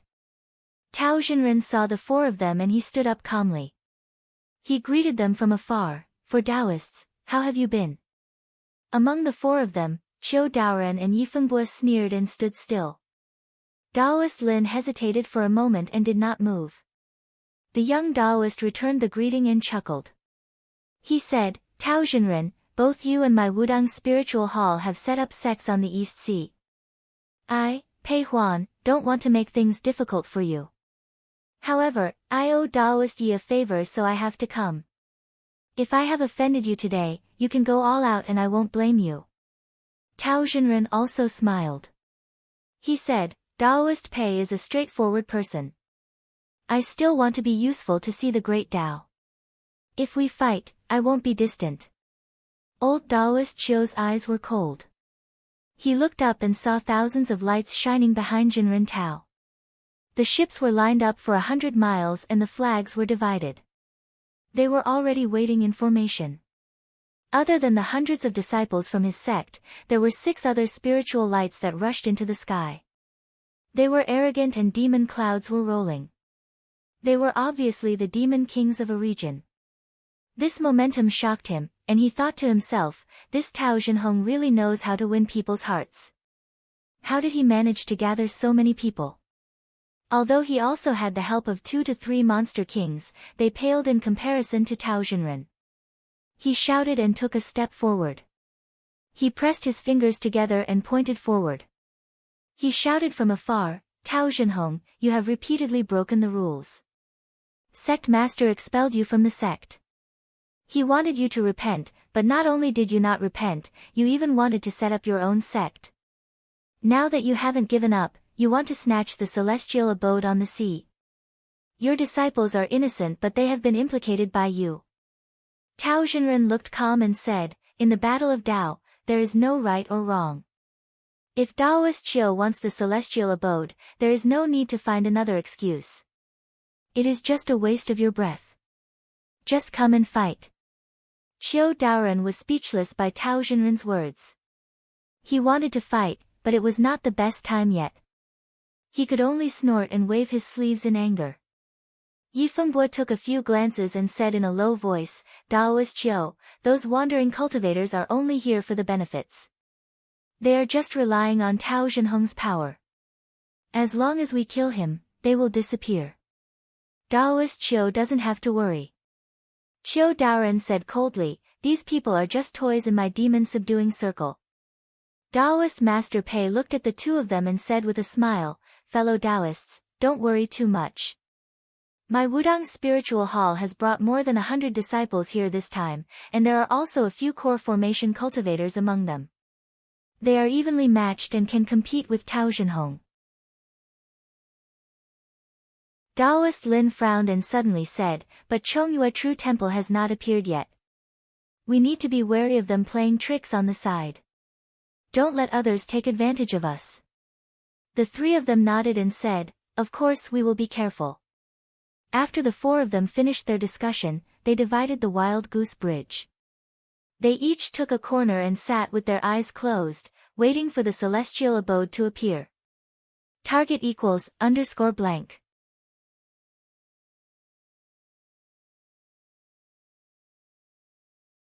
Chapter 203. While the two sides were facing off on the ocean, Shen Minggu was standing in a patch of Yin energy and looking down. This Yin Qi was neither mist nor cloud. It was formed from the blade Qi of the Yin slaying saber on his body. He used it to hide and restrain his Qi. Even a nascent soul Taoist master might not be able to see through his body if they did not look carefully. Cultivators who cultivated the origin yin-yang flying blade were usually good at offense and not good at defense. However, with this blade, he could come and go as he pleased and instantly move 100 miles away. Right now, his cultivation level wasn't high enough. Once his cultivation level was high enough, the blade spirit would listen to his commands and he wouldn't need to care about cultivators of the same cultivation level. However, if he wanted to maximize the power of this blade, he would need to drink fresh blood and barely be able to move the true spirit of the blade. Right now, he couldn't afford to offend a core formation cultivator, so he could only choose a mystic light realm cultivator. His eyes scanned around as if he was searching for prey. On the ocean boat, Zheng Han, Xian Chanjin, Qiu Ju, Chu Jiu, and a group of mystic light realm disciples stood together and pointed at the people in front of them. Is that person Zhang Yan? Zheng Han glanced at him and nodded his head, as expected of a disciple of a large sect. Such elegance isn't something normal cultivators can compare to. Xian Chanjin also looked over. Zhang Yan stood at the top of the oceanic boat, his demeanor imposing, his aura elegant and otherworldly. His black robes fluttered in the wind, as if he was riding the wind. His stature was a head taller than the others, and anyone could tell with a single glance that he was extraordinary. This was the same as what the Agarwood Hall disciple had described, so she was sure that the person who took the 7 absolute pillars was this person. Although she came here to take back the treasure, she felt that Zhang Yan was a rare opponent after seeing him. If she could fight with him, she would definitely be able to improve herself. Therefore, she touched the hilt of her sword and said quietly, "This person is my opponent." Zheng Han smiled casually and said, "Since junior martial sister Xian has chosen him as her opponent, we will naturally let him go. However, this person seems to be very strong, so you should be careful." Xian Chanjin gently nodded. Zhang Yan saw the dispute between the 5 spiritual masters and thought that if this Tao Zhenren was able to suppress these 4 Yuanying spiritual masters, then everything would be fine. If he was unable to suppress them and one of them came out, then his side would not have an easy time. At this time, a thunderous sound suddenly came from 10 miles away, and a rainbow light suddenly appeared. In an instant, half of the sea and sky were dyed red. The hearts of everyone on the sea tightened when they heard this. However, the rumbling did not stop. It was like the beating of war drums, one sound after another. After the time it took to drink a cup of tea, there was another explosion that seemed to push the mountains and overturn the seas. It was as if the heavens and the earth had been shaken. Suddenly, the sea surface was filled with golden light, and the waves rolled.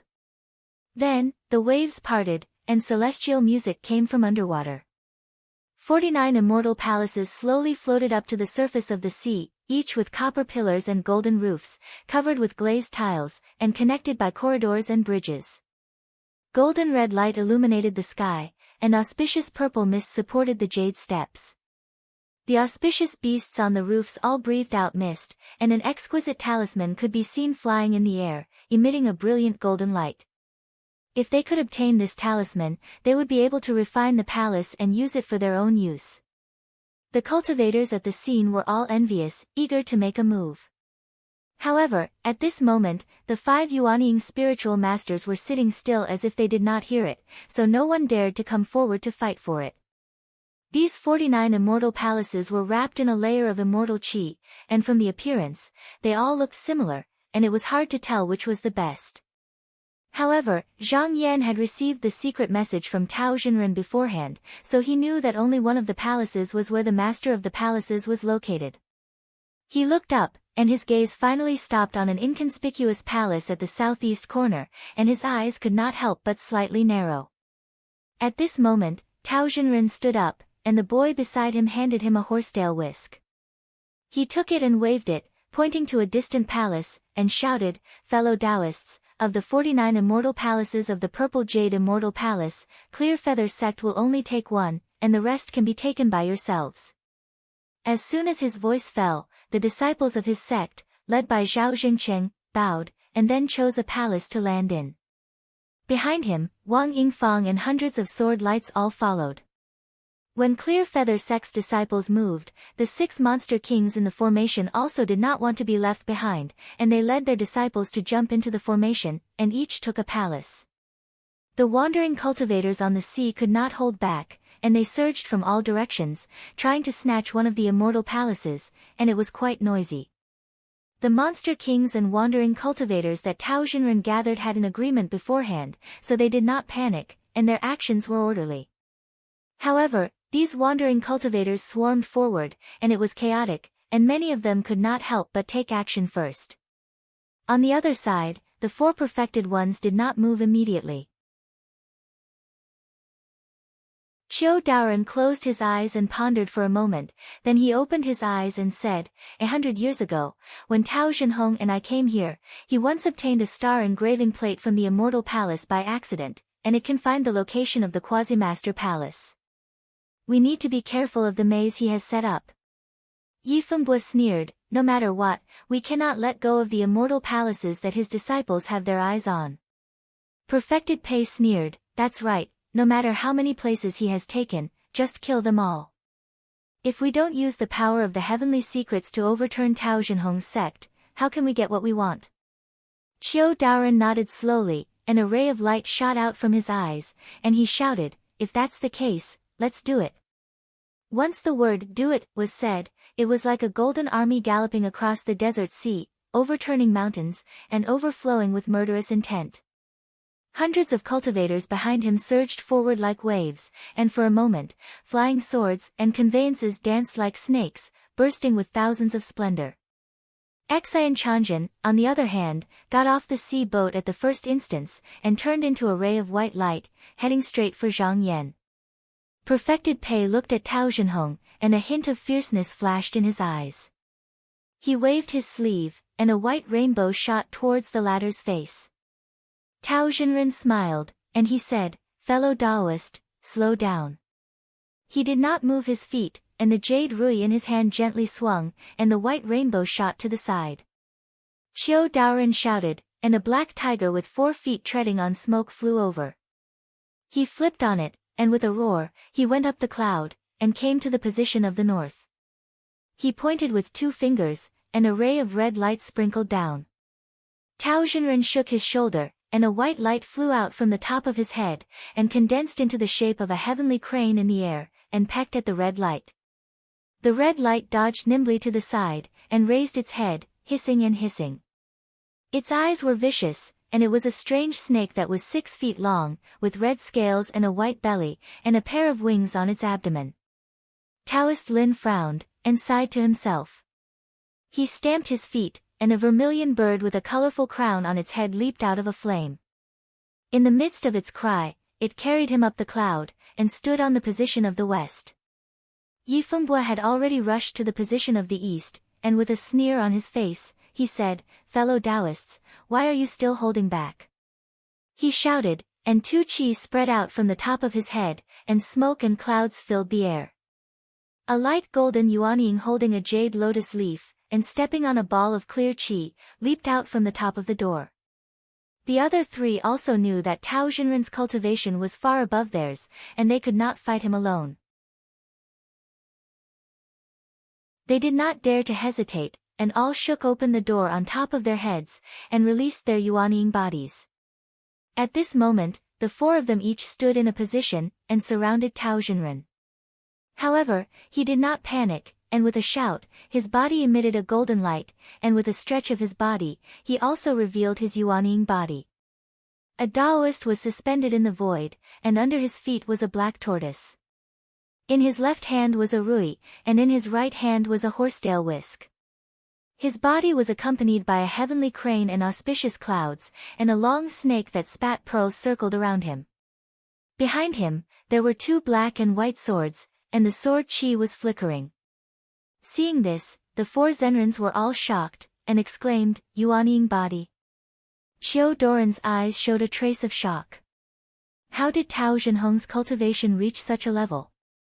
Could it be, when one reached the realm of Yuanying body, not only could the Yuanying body leave the body, but it could also leave the body and travel the 4 seas. Also, he was only 1 step away from becoming a Zhenren of the Grotto Heaven. But if the body was here, then where did the real body go? At this moment, thousands of thoughts went through his mind, and he finally understood Tao Zhenren's plan. He was the first to react, and he stomped his feet, oh no. Tao Zhenhong has probably already occupied the main hall, and he wants to use it to achieve Tao. We need to quickly find out where his real body is. Among the other 3, Taoist Lin understood the reason the most, and now that he was reminded, he also came to a realization. He looked at Tao Xinren with shock and admiration, and sighed, "Senior brother Tao, good plan." If the main residents of the Celestial Palace had obtained the decree, it would only take 1 or 2 days to refine it. But to break through the seal by force, it would take at least 100 years of hard work. Although Tao Xinren had obtained the star engraving plate in the past, Qiu Daoren did not take it to heart because Tao Xinhong had been setting up sects all over the Donghua continent for the past 100 years and had absolutely no time to go to the sea, so Qiu Daoren was not worried. But he never thought that Tao Xinhong would be so scheming.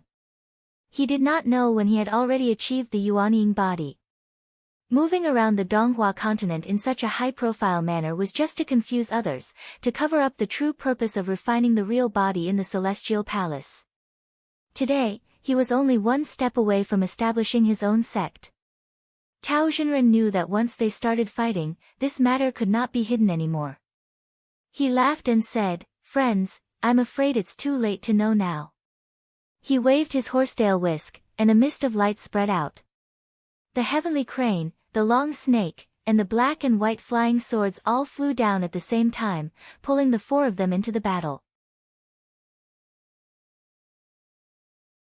Qiu Daoren fought with the 2 flying swords for a few rounds. Seeing that the opponent's sword aura was powerful, he could not escape for a while. He could not help but feel anxious. If he waited for Tao Xinhong to refine the Celestial Palace, wouldn't all his previous hard work be for nothing? And once the other party refined the Celestial Palace and set up a sect on the sea, he would most likely be able to use this mysterious opportunity to become the enlightened master of the Grotto Heaven in one go. He knew that at this moment, the only chance he had was to find the main residence of the Celestial Palace. But of the 49 Celestial Palaces, which one was the main residence? Qiu Daoren gritted his teeth and instantly made a decision. He counted the 9 primordial mysterious number in his heart to calculate the location of the main residence. If this number was calculated for a mortal, it might not be a problem, but the person he calculated was a cultivator, and the karma involved was huge. In a trance, he spat out a mouthful of blood. He actually had hundreds of years of cultivation wiped away. His originally black hair instantly turned gray, and his flesh also became old and wrinkled. Even the yuanying became hazy and thin, as if it would disappear with the wind. Taoist Lin cried out in surprise, "Senior brother." Yi Fengbo was also shocked, and said, "Fellow Qiu, why are you doing this?" Enlightened Master Pei frowned, and seemed to be disapproving. Qiu Daoren forced the 2 flying swords away, and said shakily, "In the southeast corner, the position of the main residence." The 4 of them took the time to look in that direction, and saw that there were 8 palaces there, and the disciples of Clear Feather sect, as well as the 6 great demon kings, were actually gathered there. It was obvious that they were prepared. Taoist Lin took a deep breath. Today, he could no longer keep the feelings of the past, and shouted loudly, "Disciples, listen up, use all your strength to snatch the 8 profound palaces in the southeast corner, target equals, _blank.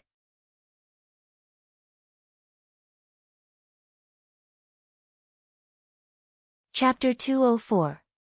After Taoist Lin gave the order, Spiritual Master Pei also waved his hand coldly and ordered all the disciples of Wudang Spiritual Hall to attack the southeast corner. However, just as these 2 people finished ordering the disciples, before they could say anything else, a crane and a snake arrived. They had no choice but to defend with all their strength and could no longer be distracted. At this time, they heard Tao Xinren recite, "The long river flows into the west of the sea, the water from the east separates the turbid air, crossing the torrential waves and covering the clouds, stepping on the astral dipper per step to grasp the profound theory." He waved his horsetail whisk and the scenery in front of him disappeared. Instead, a vast and boundless tide appeared and surrounded the 4 spiritual masters. The 4 spiritual masters only felt that the water was shaking their bodies and they could not stand steadily. They knew that they must have fallen into some kind of profound formation. However, they were yuanying cultivators after all, they could control their minds and they could still hold on for a while. Previously, the four of them surrounded Tao Xinren and they were only evenly matched. Now that Qiu Doran's vitality was greatly injured, he was in a predicament of being suppressed. In this water, Tao Xinren seemed to be more at ease. However, he was not just attacking fiercely, he was very strategic. Qiu Doran was currently the weakest among the four, so more than 60% of his attacks landed on him, forcing the others to help him. One had to know that they could barely maintain a situation where they could not win or lose. If Qiu Doran died, the three of them would not be able to escape with their lives.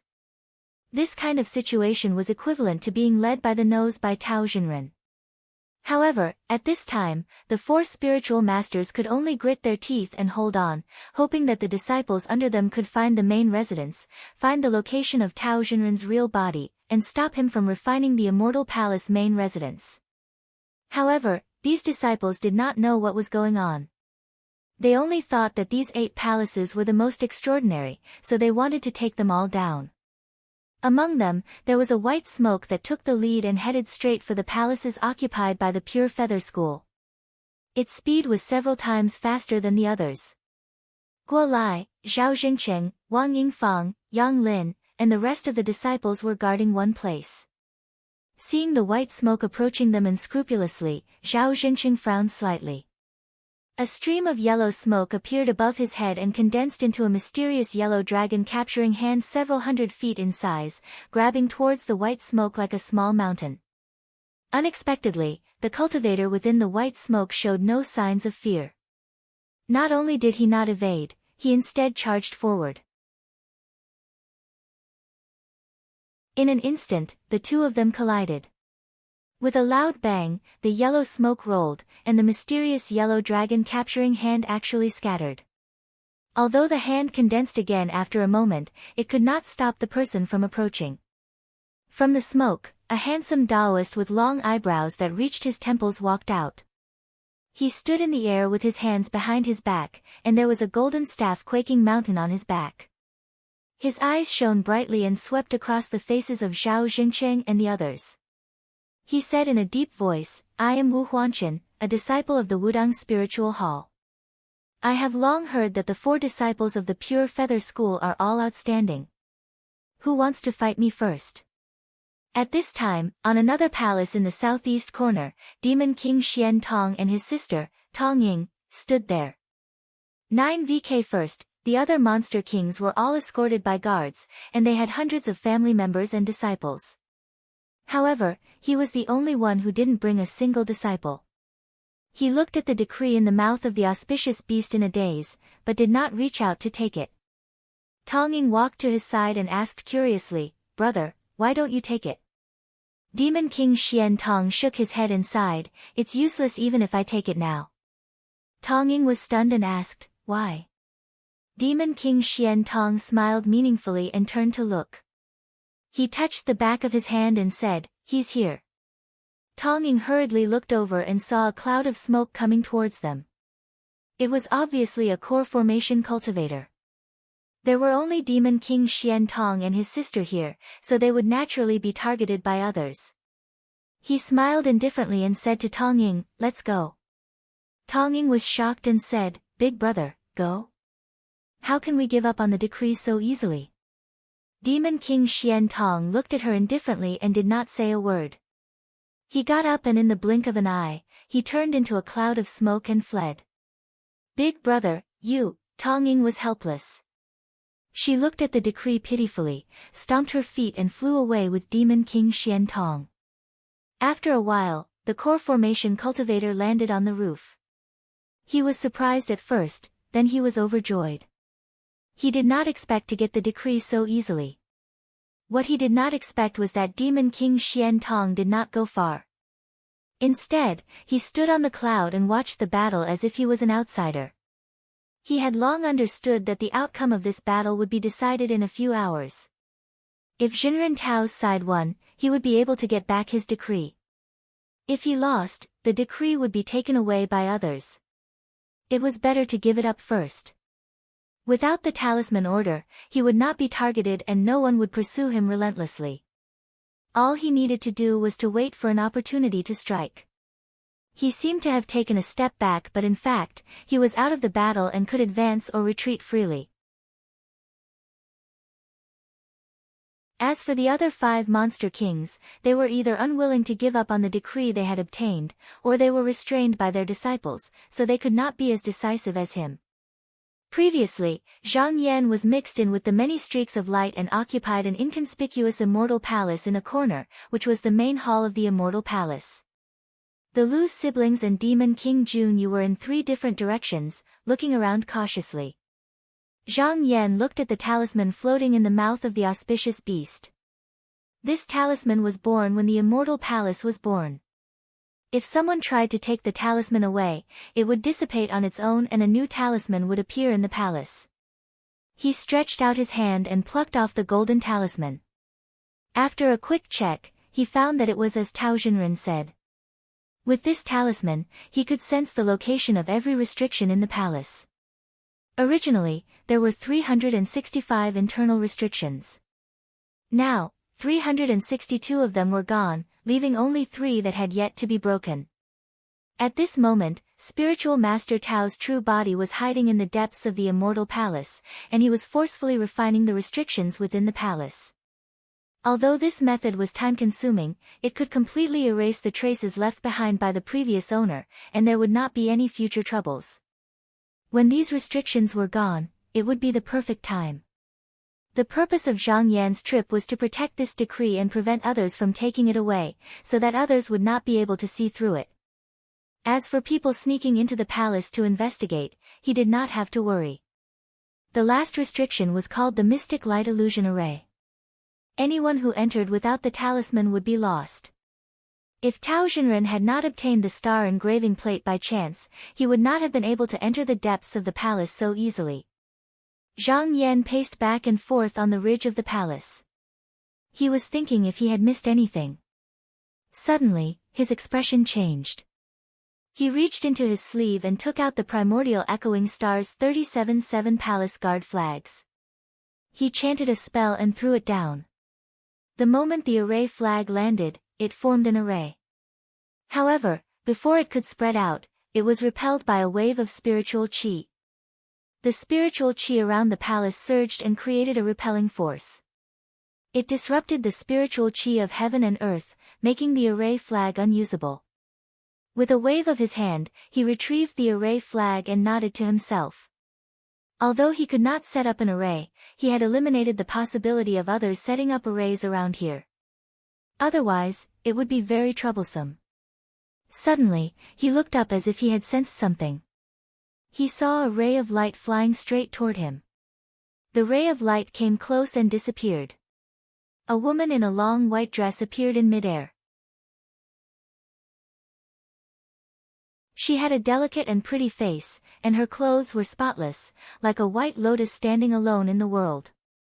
Her clear eyes were pure and without any impurities. She looked over quietly and said, "Brother Zhang, my name is Xian Chanjin of Yuanyang sect. I'm not here for the immortal abode, but for the 7 terminal pillars." Zhang Yan was startled when he heard this. Then, he smiled and said, "I see. However, I can see that you are full of vigor and sword energy. I believe that regardless of whether I am willing to return this treasure, you will have to fight me." Xian Chanjin's expression remained calm even though Zhang Yendao had seen through her thoughts. She nodded lightly and said, "Fellow Taoist is right. If my daughter wins, please return the 7 absolute pillars. If my daughter loses, then don't mention anything." Zhang Yan nodded and said with a smile, "Since Brother Xian has such a wish, I can accompany you since I am free. Please." Although Zhang Yan looked relaxed, Xian Chanjin did not dare to be careless. With a clear shout, she pointed her finger and a ray of sword qi flew over. Zhang Yan smiled. Without moving his shoulders, a ray of light flew down from the top of his head and swept forward. The ray of light disappeared. Xian Chanjin's expression did not change. She touched her waist pouch and grabbed a ball of essence qi. She blew a mouthful of spirit qi upwards. With a clanging sound, this essence qi transformed into hundreds of sharp sword qi and swept over like a rain of light. Zhang Yan let out a shout. A ball of tricolored light appeared from the top of his head. However, as he descended, the sword chi could not get close to him no matter how hard they tried. Xian Chanjin's two moves were just probing. Her expression turned slightly serious when she saw that the light on Zhang Yan's body was condensed. She raised her wrist. 5 golden white sword rays flashed from her back, and a murderous aura spread out in an instant. She made a hand sign. The 5 flying swords spun into a ball and rushed toward Zhang Yan. Zhang Yan's expression did not change. A ray of light flew out from between his eyebrows. As soon as it appeared, it showed a graceful posture. It twisted and turned in the air, chasing the wind and catching the shadows. It sprinkled out rays of starlight. With just one sword ball, it was able to take on all 5 flying swords. Zhang Yan had only exchanged blows with one of them. He could tell that Xian Chanjin was using the white tiger fiend light that he had experienced before. However, compared to Chen Qizhong that day, this woman had already turned the flying swords behind her into 5. Her cultivation was slightly higher. However, the current Zhang Yan could not be mentioned in the same breath as before. Xian Chanjin saw that she could not break through Zhang Yan's sword circle. She frowned slightly. With a thought, the 5 flying swords suddenly changed. They were no longer as orderly as before. Instead, they displayed a path of murderous sword moves. Rays of white light converged into sword rays that flickered erratically. They shuttled back and forth in the air like a rain of light. However, the attacks were continuous. In just a moment, Zhang Yan had taken on more than 100 sword attacks. He could also see that although Xian Chanjin's cultivation was higher than Chen Qizhong's, her swordsmanship was not as experienced. Under the opponent's storm-like sword rays, Zhang Yan still looked calm. He let out a long laugh and said, "Fellow Xian, with just this sword attack, you can't beat me." With a thought, the sword ball suddenly turned into a ray of light. In an instant, it struck the 5 flying swords several times at lightning speed. It knocked away the sword rays and created a flaw. At the same time, the sword ball suddenly leaped and separated into a sword ray that went straight for between Xian Chanjin's eyebrows. Xian Chanjin was shocked. She hurriedly dodged. She only felt a coldness passing by her ear. When she reached out to touch it, a strand of her hair had already been shaved off. Target =_blank.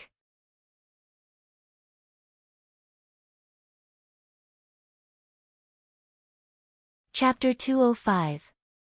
Xian Chanjin was stunned speechless.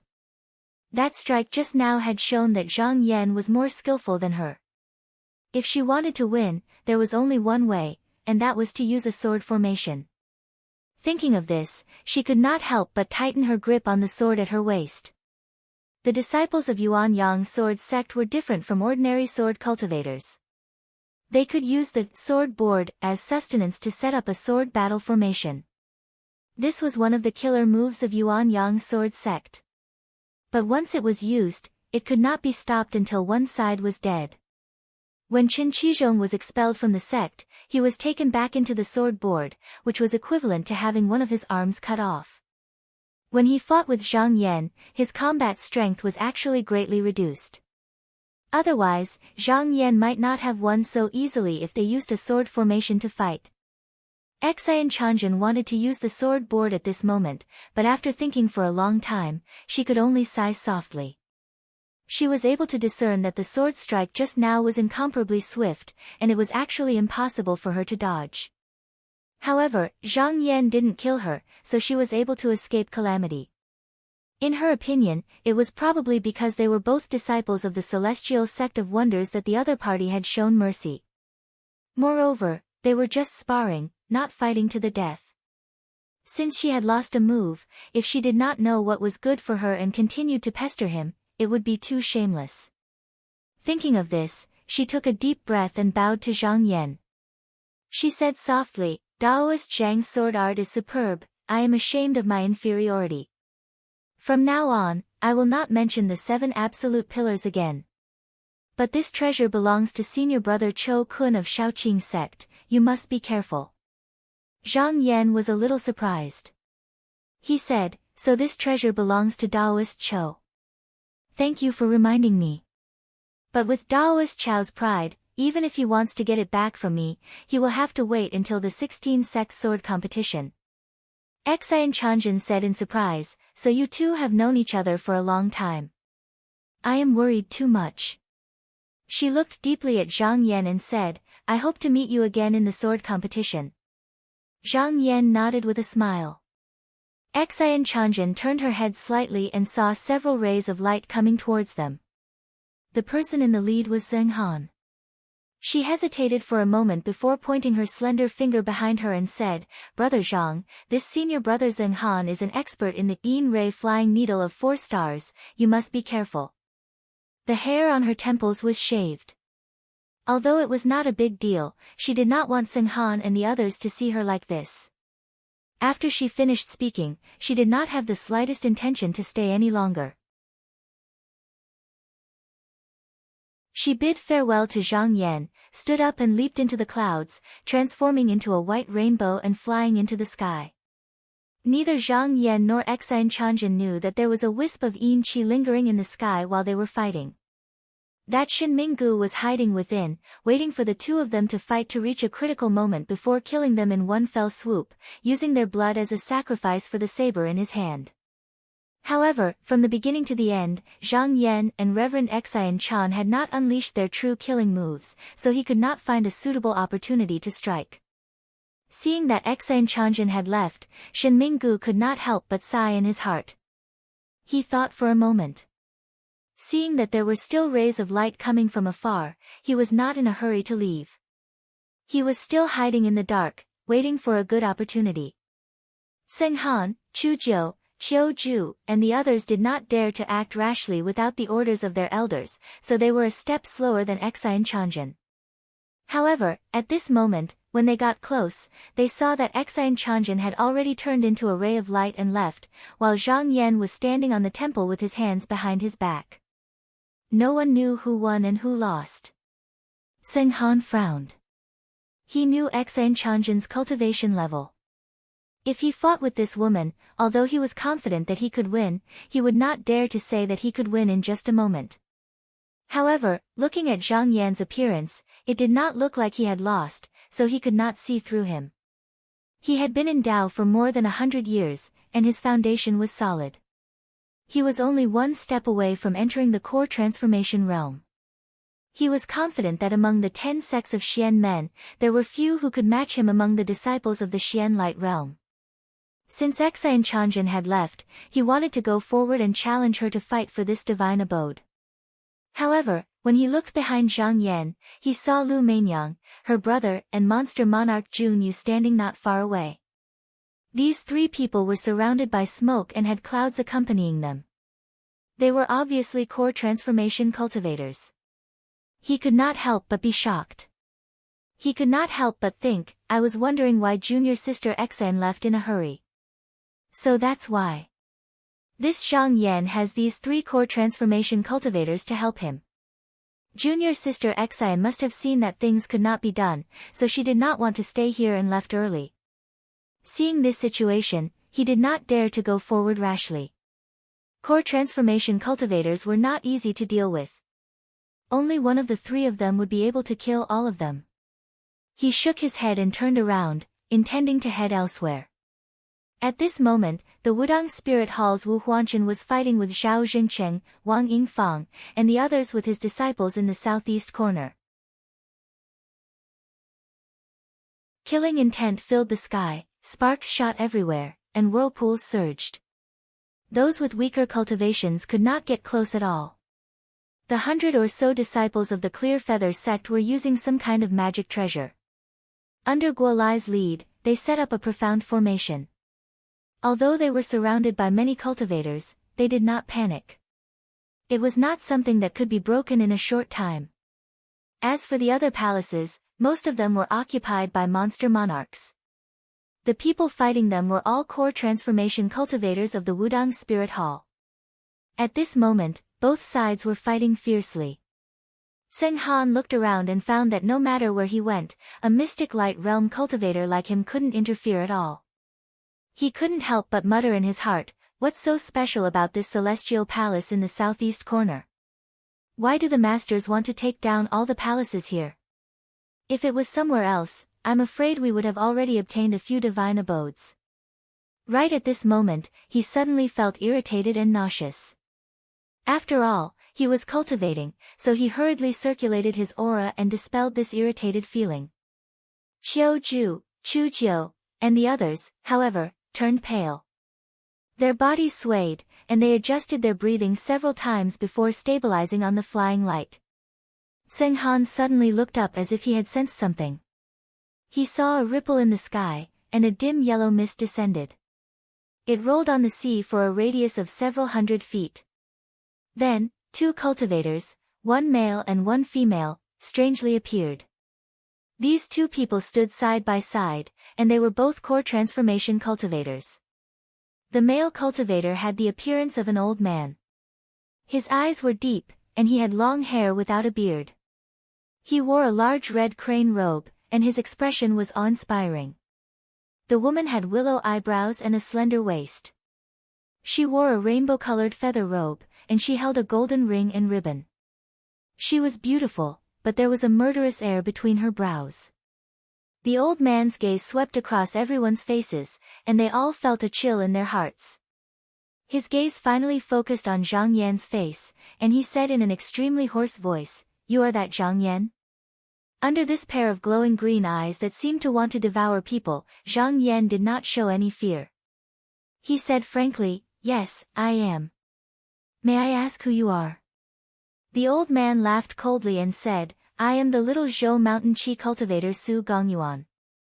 I heard that you were the one who captured my son Su Qiuo, which caused him to be killed by Tao Zhenhong's disciples. Today, I will deal with you first, then I will go and kill old man Tao's disciples as a sacrifice for my poor son." Lu Mainyang came to Zhang Yan's side with a solemn expression and said in a low voice, "Fellow Taoist Zhang, although this person is from the Su clan of Chongyue True Temple, he is a disciple of the Nine-Piece sect, one of the 6 demon sections. His cultivation base is only higher than mine, so you must be careful." Su Gongyuan looked over and said in a deep voice, "Lu Mainyang, you are here too.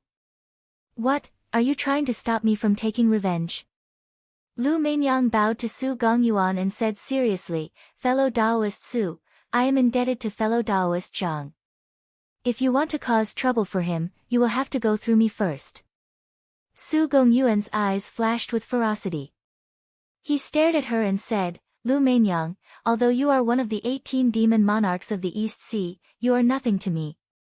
If you insist on seeking death, I will help you." The woman next to him said in a shrill voice, "Master, there is no need to talk to them. Whoever wants to stop us from avenging our son will be killed as well." Su Gongyuan sneered and his green eyes flickered. He said, "My dear, you are right. Never mind, I will take care of these eyesores first before going after that junior." As soon as he finished speaking, he suddenly frowned and shouted, "How dare you!" With a wave of his hand, a yellow smoke flew out from his sleeve and blocked in front of the woman next to him. A clear light shot up and shone into the yellow smoke, but it could not penetrate it. After a few flashes, it dissipated on its own. Lu Junbai put away the ancient mirror in his hand and sighed inwardly. When Su Gongyuan appeared just now, he had already sensed that something was wrong, so he quietly hid to the side. He had originally planned to catch Su Gongyuan off guard and first use the mystery within the barrier treasure mirror in his hand to capture the woman. If he were to make a move later, his chances of winning would be slightly higher. He thought that he had done it secretly, but who knew that he was still discovered by the other party. However, this action angered Su Gongyuan. He raised his hand and pointed. A Li Yuan flying knife suddenly appeared in mid-air and slashed towards Lu Junbai's neck. Lu Mainyang knew that her brother alone was no match for this person. She opened her mouth and blew out a breath of Dan Sha Qi. This breath flew 3 feet away and turned into white feathers that fluttered in the air like flowers. They danced in the air and blocked the flying dagger, preventing it from falling. At the same time, the woman next to Su Gongyuan leaped and turned into a wisp of smoke. She wanted to find Zhang Yan. However, before she could reach Zhang Yan, a long spear suddenly stabbed out from the side. The tip of the spear radiated with a sharp aura, causing her to have no choice but to dodge to the side. This wisp of smoke circled around the battlefield and gathered in another place. The woman screamed, "Jing Miao Jun, do you want to get involved in this mess too?" Monster Monarch Jun Yu said softly, "Chen Lidong, no need to say more. With me here, I will not allow you to harm fellow Zhang." The woman was furious. "Fine, let's see how long you can stop me." Monster Monarch Jun Yu did not make a sound. She shook the spear in her hand and it made a whistling sound as it pierced towards the woman's face. The woman hurriedly used the ribbon in her hand to block the attack. However, Monster Monarch Jun Yu's spear was relentless and soon she was exhausted. She had no choice but to retreat more than 100 feet before she was able to withstand the attack. Zheng Han, who was watching from the side, was overjoyed when he saw the 5 of them fighting. Originally, there were 3 core formation cultivators in the residence under Zhang Yan's feet. Other than the Clear Feather sect, it was the most dangerous place to provoke. However, as luck would have it, Su Gongyuan had come to kill them. For a moment, the 3 of them were restrained. At this moment, in his eyes, Zhang Yan was alone and could not do anything alone. This was the perfect opportunity to interrogate the Immortal Palace Talisman. This was a heaven-sent opportunity. If he did not take advantage of this, when would he be able to do so? Without uttering a single word, he controlled the Xuanji Yin Ray flying needle, and thrust it toward Zhang Yan. Target =_.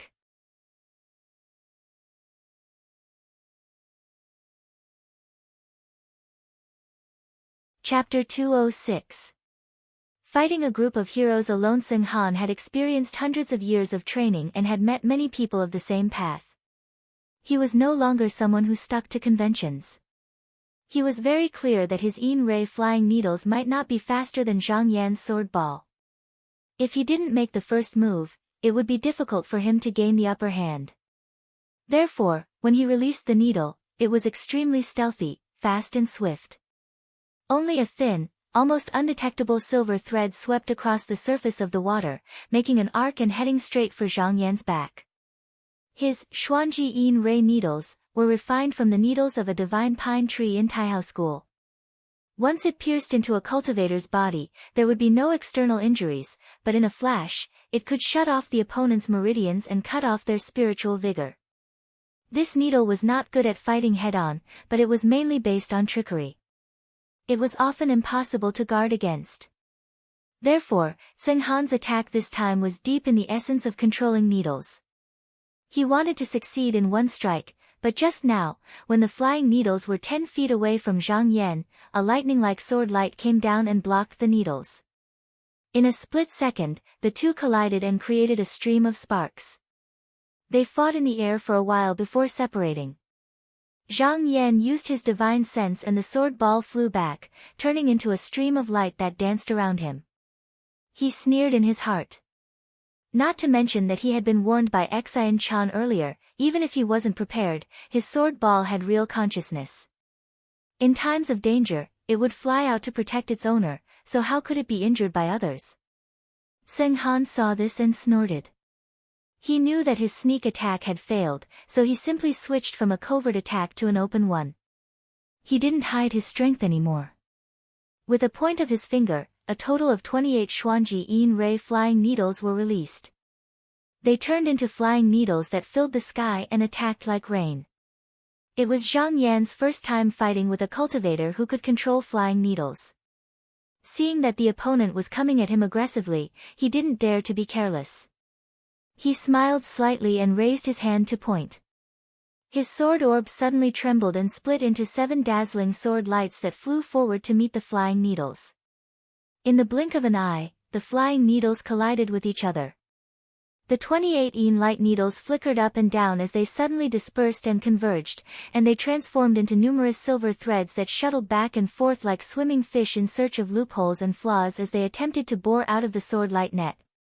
But they were constantly obstructed by the sword lights that seemed like flashing shadows in the sky, causing them to be unable to break out of the sword circle in the end. The two of them fought back and forth, silver rain scattered in the sky, golden light flickered incessantly, long whistling sounds rang out incessantly, in the gloomy twilight, dazzling sparks shot out from time to time, no one knew how many times they had exchanged blows in a split second. Many of the profound light realm cultivators present were shocked when they saw the two fighting so intensely. They thought that if they went up, no matter which one they faced, they would probably lose in a short moment. Chu Jiu was also amazed as he watched, and said, in the past few years, whenever senior brother Tsing Han fought with others, he only needed to throw out a flying needle, and he would win within a few rounds. This Zhang Yan is actually so powerful, to be able to fight senior brother Tsing to a draw. Qiu Ju nodded repeatedly at the side. He had also fought with Tsing Han before and knew how powerful he was. Now that he saw this scene, he had to admit that this Zhang Yan was worthy of being a Qinsung disciple. Not to mention the various techniques of the sect, just this flying sword technique was enough to be praised. Behind them, Lady Shan and senior sister Kai were also dazzled by the scene. Although Lady Shan knew that Zhang Yan had once killed 2 of the 9 leaders' Demon King's clones by himself and was not an ordinary cultivator, her beautiful eyes were still filled with splendor. However, Tsing Han became more and more shocked as he fought. He said, "I've met many sword cultivators of the same generation, and there are even a few who are Shaoqing disciples. However, in terms of flying sword techniques, there are very few who are more brilliant than this Zhang Yan." Previously, when he saw Zhang Yan splitting the sword pill into shadows, he did not think much of it. How could someone who could kill Bai Gong Hao from the Chongyue True Temple be so simple? It was reasonable that he had such abilities. However, when he saw that not only did Zhang Yan's sword move freely, but it was also completely changing according to the opportunity without any fixed rules, he knew that he had underestimated him previously.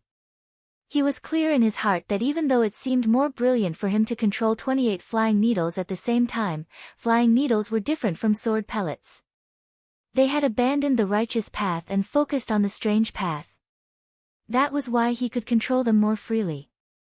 Moreover, even so, he had not reached the stage of controlling every single flying needle at the same time.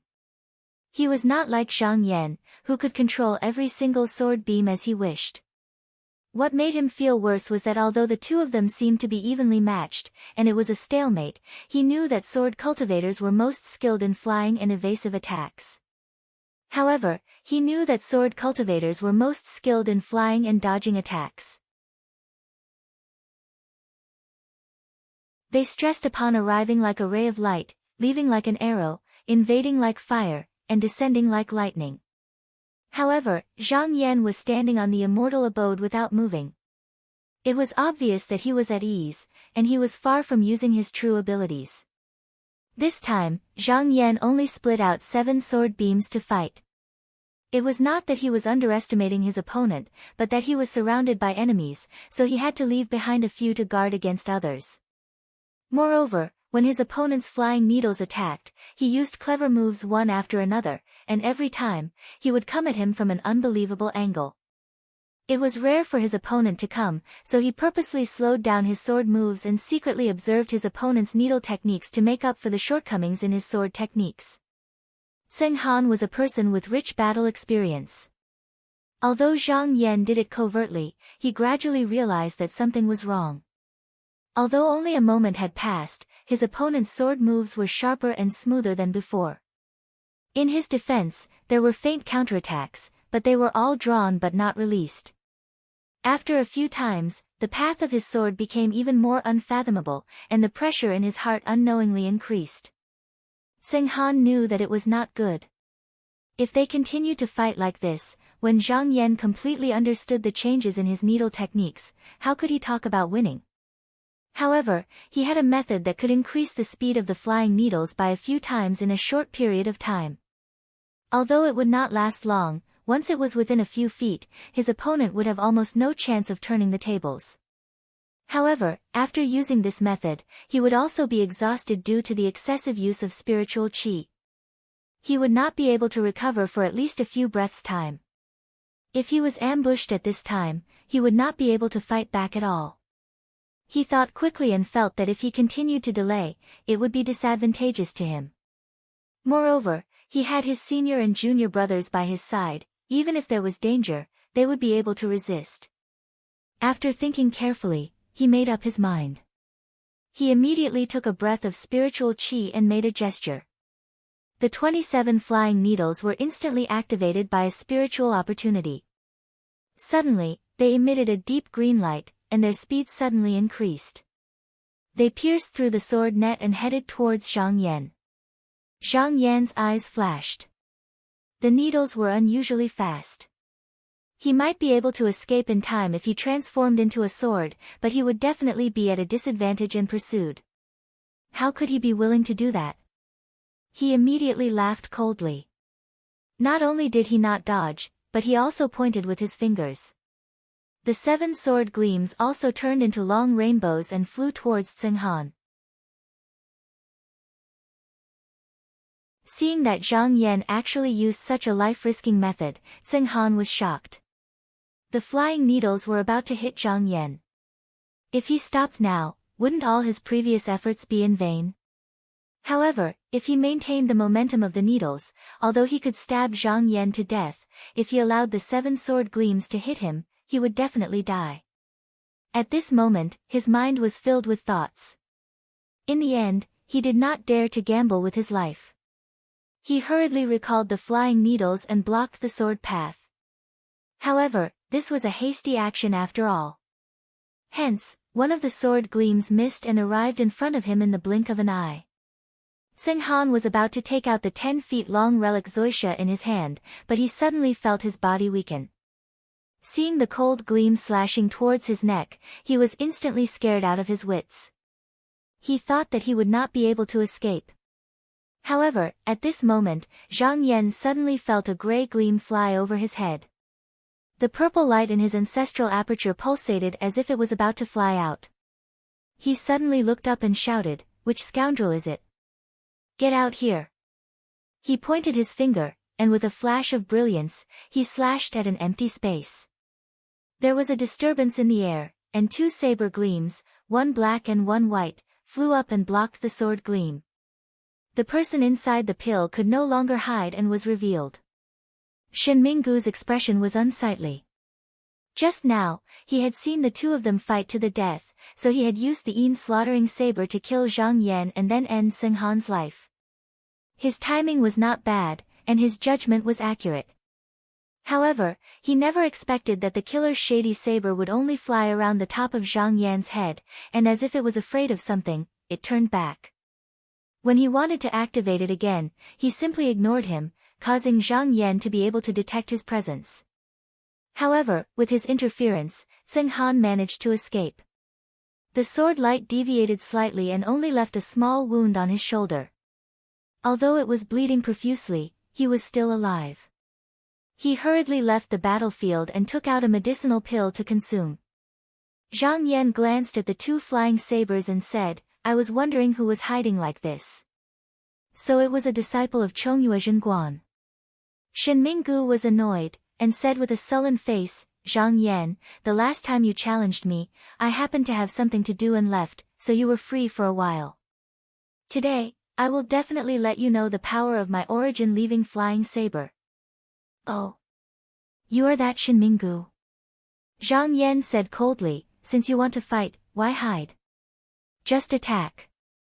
Shen Minggu thought, the killer's shady saber actually refused to kill this person, there must be something strange about him. However, even if I don't use this saber, do you think I'm afraid of him?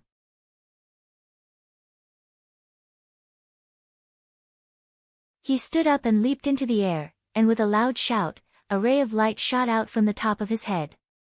Above him were 12 origin-leaving yang sabers, and below them were 12 origin-leaving yin sabers. All of them were like rays of qi, swallowing and spitting out light. They moved and circled within the light, flickering. He shook his sleeves, like a general ordering his troops. The 24 origin leaving Yin flying sabers immediately gathered into 4 groups, and divided into 6 groups. They were spread out over 300 feet in all directions. Only then did he cast a spell and slash down. After Zhang Yan received the yin-yang flying saber technique, although he did not practice it, he knew quite a lot about the variations of the saber's power. Later on, he observed Su Qiu's fight, so he already had a good grasp of the technique. He let out a long laugh, and with a flick of his sleeves, the sword light shook and turned into 7 rays of light that swept up. Shen Minggu and Zhang Yan fought for a few rounds, but suddenly felt that something was wrong. He had been watching the battle for a long time, and could clearly see that Zhang Yan's sword path was a steady and defensive one. Thus, he had already thought of a way to deal with it. However, the opponent's sword path had suddenly become incomparably sharp, and it was very different from stone. He felt that every strike of the opponent seemed to be aimed at his vital points, purposely taking advantage of the gaps and slashing at places that were extremely uncomfortable for him. From the beginning, he was forced to the point that his hands and feet were tied, and he could not use his saber's power. However, Zhang Yan did not let him go. Seeing that the sword's power had been channeled to the extreme, the 7 rays of sword light were overbearing, constantly attacking, and not giving his opponent a chance to fight back. Shen Minggu's judgment was wrong, and he lost one move, and fell into a disadvantageous position. At first, he seemed to be able to exchange blows with Zhang Yan, and the saber light was gradually compressed to a few feet, and he was barely able to maintain his order. However, everyone could see that he would be defeated sooner or later. This scene shocked everyone present. Shen Minggu was famous in the East Sea, and even Seng Han from Chongyuezhen Temple did not dare to say that he could win. Who would have thought that in a short while, he would be beaten to such a sorry state by Zhang Yan, and could only defend himself. However, Shen Minggu also had his own difficulties. It was not that he was inferior to Zhang Yan by too much, but in a battle between experts like them, even the slightest flaw would be caught by the opponent, and if he did not use his magical weapon, it would be very difficult for him to turn the tables. After Seng Han took the medicinal pill, he sat on the Bao Ji and adjusted his breathing a few times.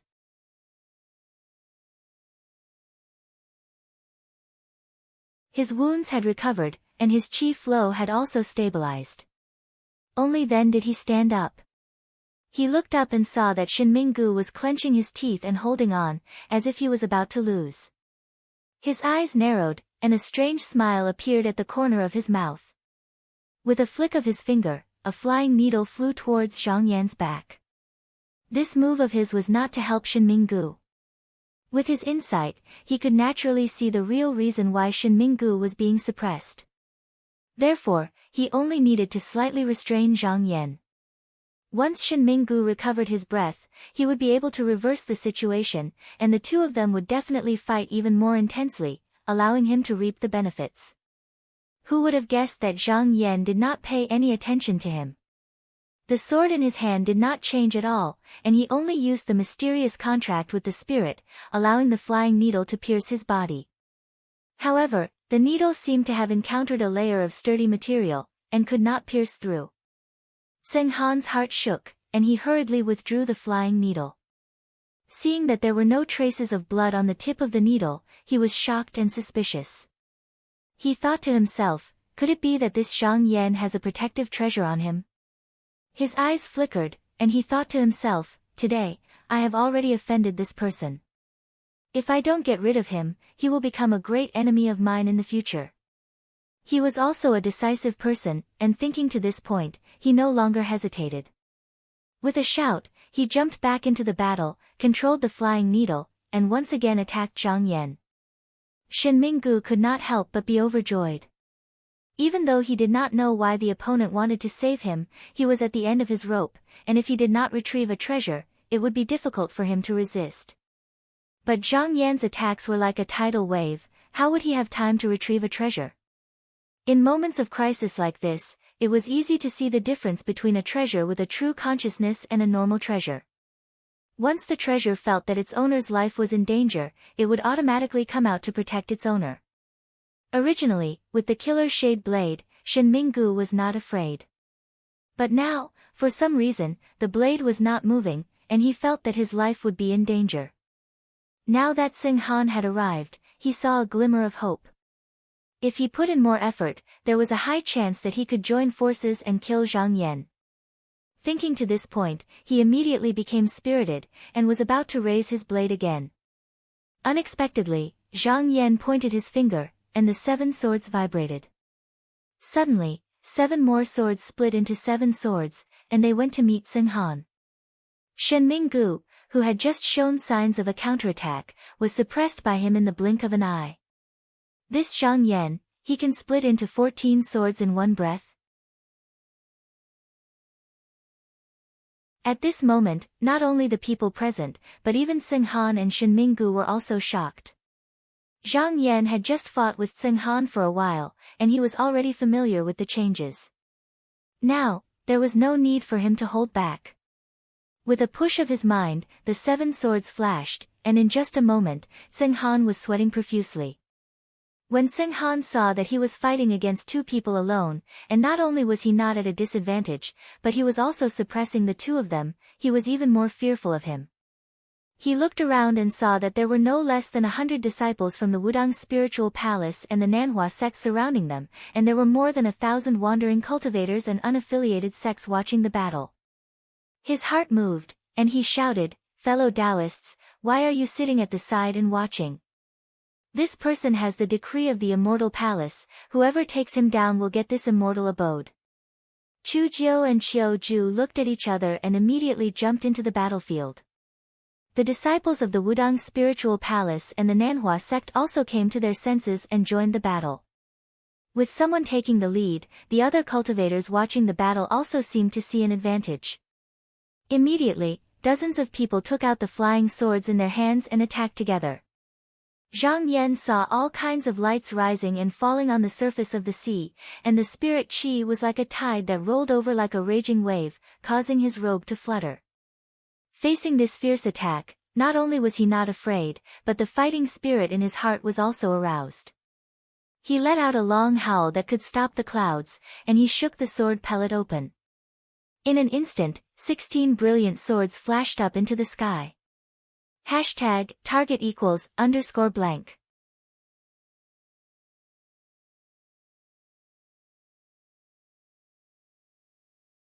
Chapter 207. 1 against 100. As the setting sun set, the horizon looked like it was smeared with vermilion blood. As yin and yang alternated, endless murderous vibes bloomed. Dozens of cultivators flew in the sky, sweeping away the clouds and the atmosphere, pressing down with the momentum of swallowing the moon and the sun. However, a few cultivators at the forefront suddenly saw a white light flashing on the surface of the sea, blinding their eyes. In a trance, there seemed to be a white blade's essence flying past them. Before they knew it, their heads slid off their necks and fell into the clouds. From afar, the people saw a white light flashing in front of them and several people were beheaded. They couldn't help but be shocked and hurriedly stopped to look up.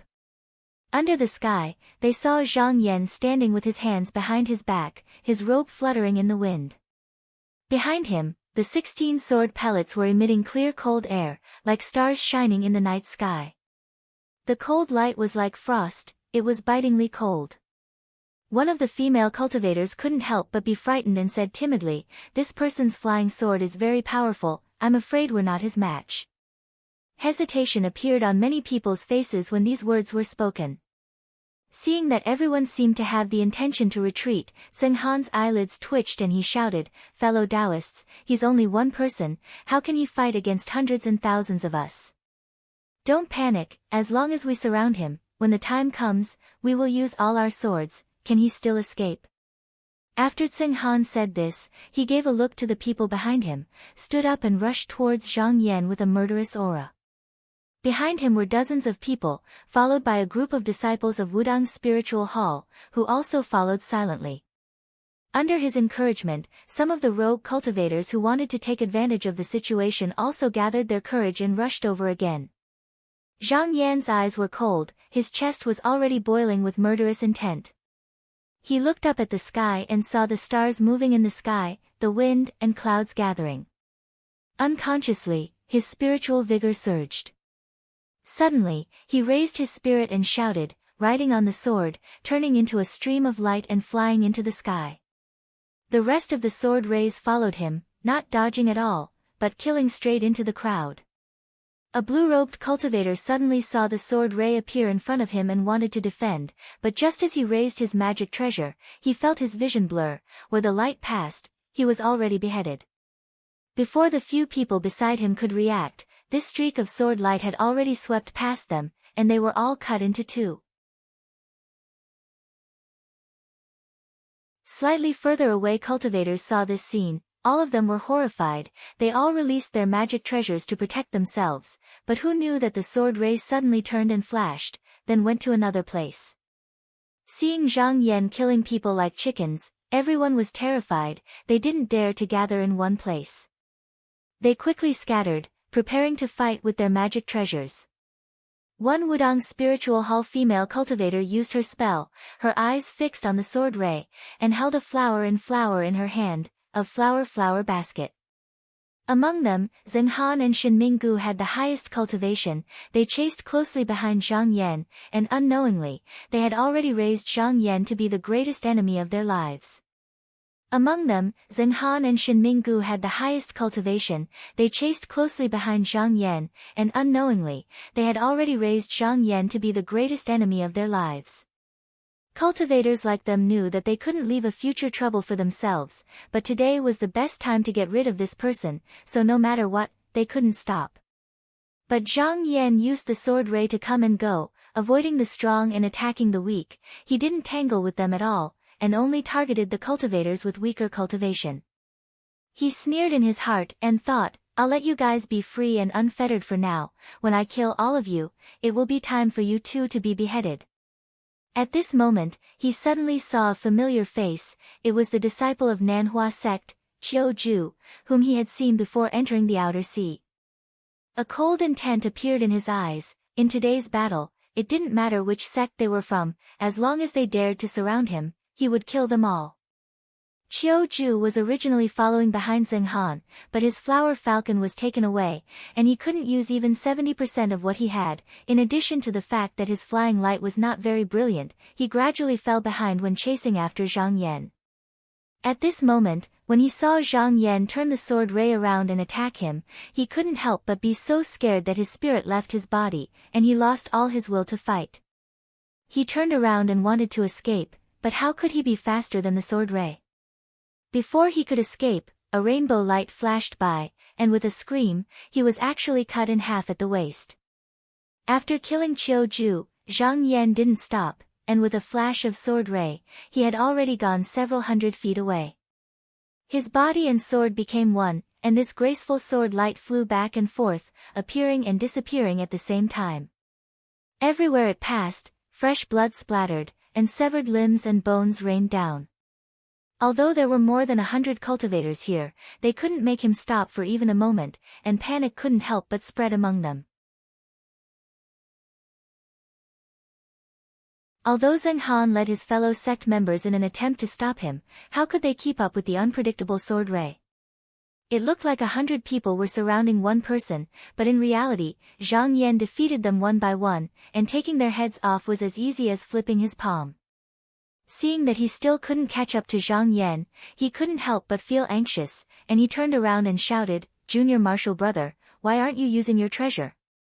Chu Jiu was reminded, and instantly came to a realization.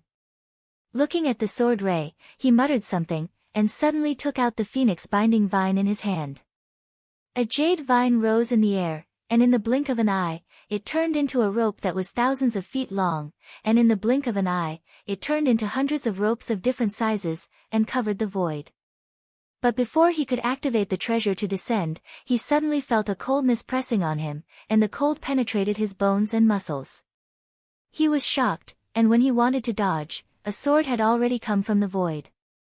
He felt a chill on his neck, and the head of the 6 sons had already disappeared without a trace. Zheng Han was very close, but seeing this, his eyes were about to pop out, and he shouted, "Zhang Yan, how dare you kill my junior martial brother?" He controlled the flying needles to go forward, but after chasing for more than 100 feet, the sword ray had already disappeared, and he couldn't help but feel a sense of powerlessness and humiliation in his heart. Zhang Yan's sword flew, and he moved back and forth, killing until blood rained down, as if he was in an unstoppable state. At this moment, Zheng Han and Shen Minggu also realized how terrifying a sword cultivator was. "Even if you have thousands of people, I will fly away with a sword." At this time, Zhang Yan had already lost count of how many people he had killed, and the more he fought, the more he felt satisfied. Qi flowed through his chest, and he could not help but let out a long, clear cry that resounded through the heaven and earth, and he chanted, "A lone star falls on the wilderness, shooting Qi into the sky, a sword that has been tempered 100 times, stirring up the cold of the heavens." A strange scene appeared on the sea. Tao Xinren alone was suppressing 4 Yuanying enlightened masters, and at this moment, the 4 of them could only bitterly hold on, while Zhang Yan alone was fighting 100 people, and not only was he not at a disadvantage, but he was also killing people to the point where they lost all their spirit and courage, and lost all their courage. At the same time, 100 miles away, a man with a golden crown on his head, wearing a dragon robe, had punched a little girl to death, but the strange thing was, there was not a single drop of blood or flesh splashing out from the corpse. He retracted his fist, and with a burning gaze, he looked at the panting woman in colorful clothes in front of him, and said, "A few insignificant disciples of the corpse cult dare to fight in front of me. Song Nyangzi, it is better for you to surrender now, lest I use force on you." The woman in colorful clothes was in despair. She had just come out of the corpse cult from the corpse cult, and she originally wanted to seize an immortal abode, but who knew that this demon King Jiu Kuei would take a liking to her vain body? Would her decades of cultivation go down the drain? She gritted her teeth, took out a knife, and placed it on her neck, and said, "Even if I die, I will not let you have your way." Demon King Jiu Kuei laughed loudly, and said insolently, "Song Nyangzi, in front of me, how can you die?" Song Nyangzi's face was pale. Not to mention that she did not want to die, even if she really wanted to. As a demon king, he would have a way to stop her. She sighed in her heart, and was about to give up. However, at this moment, Demon King Jiu Kuei's expression changed, and anger and hatred appeared on his face. With a roar, a gust of wind swept up, and he turned into a rolling black cloud, and flew away. Song Nyangzi could not help but be surprised, and her expression changed a few times. Now that her flying carriage and her disciples were destroyed, how could she walk out of this vast ocean alone? She gritted her teeth, and thought, instead of waiting for death here, why not go to the place where the immortal abode appeared? Maybe there is a chance of survival there. After making up her mind, she also headed towards the north to search for traces. Not long after, she arrived at the place where many cultivators were fighting. Hearing the deafening sounds of fighting on the sea, and the dancing lights of different colors, her beautiful face changed slightly. Her beautiful eyes looked around, and she immediately found Demon King Jiu Kuei. She saw that he had turned into a ball of black gas, and his fierce eyes flickered as if he was staring at a dragon-like sword ray in the sky. Song Nyangzi looked over as well, and what she saw caused her to be dumbstruck. She saw a ray of sword light moving unrestrainedly in the sky while stirring up a rain of blood, and it actually didn't fall into a disadvantageous position while being besieged by over 100 people. Everywhere it passed, everyone would move aside and didn't dare bear the brunt of its might. In just a short moment, no less than 100 people had died beneath this person's sword, and she couldn't help but exclaim with shock. "Who's this? He's actually so formidable." However, thinking about it, Demon King Jiu Kuei was hiding in the black gas, and it was obvious that he had his eyes on this person. She sighed in her heart, no matter how strong he is just a mystic light realm cultivator. How can he win against a core transformation demon king? At this moment, Demon King Jiu Kuei suddenly dashed out and shouted, "Little thief, you dare to destroy my clone, hand over your life." He stretched out his hand, and it turned into a giant claw that was 10 feet wide, and it went straight for Zhang Yan's body. Haze appeared in the sky, and the clouds covered the moon. This giant claw trapped him inside. In an instant, Zhang Yan only felt the ray of light stiffen, and an endless force grabbed him, causing him to be unable to move. Seeing this giant claw coming at him, his eyes flashed, and he shouted. He circulated a golden core that he had already swallowed in his stomach. In an instant, he felt like a door had opened in his body, and endless energy poured into his limbs like a tsunami. His cultivation level rose steadily, and he directly entered the core transformation realm. At this moment, there seemed to be countless things in his mind. Pictures and figures flashed in front of him, but he calmed his mind and was not moved at all. He only shook his body and broke free. He took a step forward in the air and transformed into a wisp of golden mist that narrowly avoided the large hand that was attacking him. Demon King Jiu Kuei did not expect such a change at all. This claw that he was so sure of actually missed. His breath stagnated. How could Zhang Yan let go of such a great opportunity? He reached into his sleeve and took out the sword talisman that he had carefully made. He circulated the power of his core and slapped it at Demon King Jiu Kuei. With a crack, it was like a bolt of lightning that came out of nowhere. A shrill scream resounded across the sea, and instantly, a rain of blood sprayed out like a fountain. The smell of blood filled the air, and within the blood mist, a black gas escaped in panic like a stray dog. Song Nyangzi was so shocked that he was tongue-tied. He originally thought that Zhang Yan was dead for sure, but who knew that a sword ray that was as bright as the sun would flash across the sky, and Demon King Jiu Kuei escaped with injuries. Who was this? He was clearly a mystic light realm cultivator, but he could actually injure Demon King Jiu Kuei with one sword strike? Even Shen Minggu and Zheng Han felt that something was wrong when they saw this scene, and the thought of retreating sprouted in their hearts. Just as Shen Minggu had this thought, he suddenly felt a shiver run down his spine. Looking up, he saw that not far in front of him, Zhang Yan had stepped out of the smoke that had yet to dissipate. In his shock, he quickly retreated. At the same time, he raised his hand and the 24 Li origin yin-yang flying daggers slashed down. Mockery appeared in Zhang Yan's eyes. He casually slapped and actually smacked away all the flying daggers in front of him. When Shen Minggu saw this, he was so frightened that his soul almost left his body. How could he still be in the mood to fight?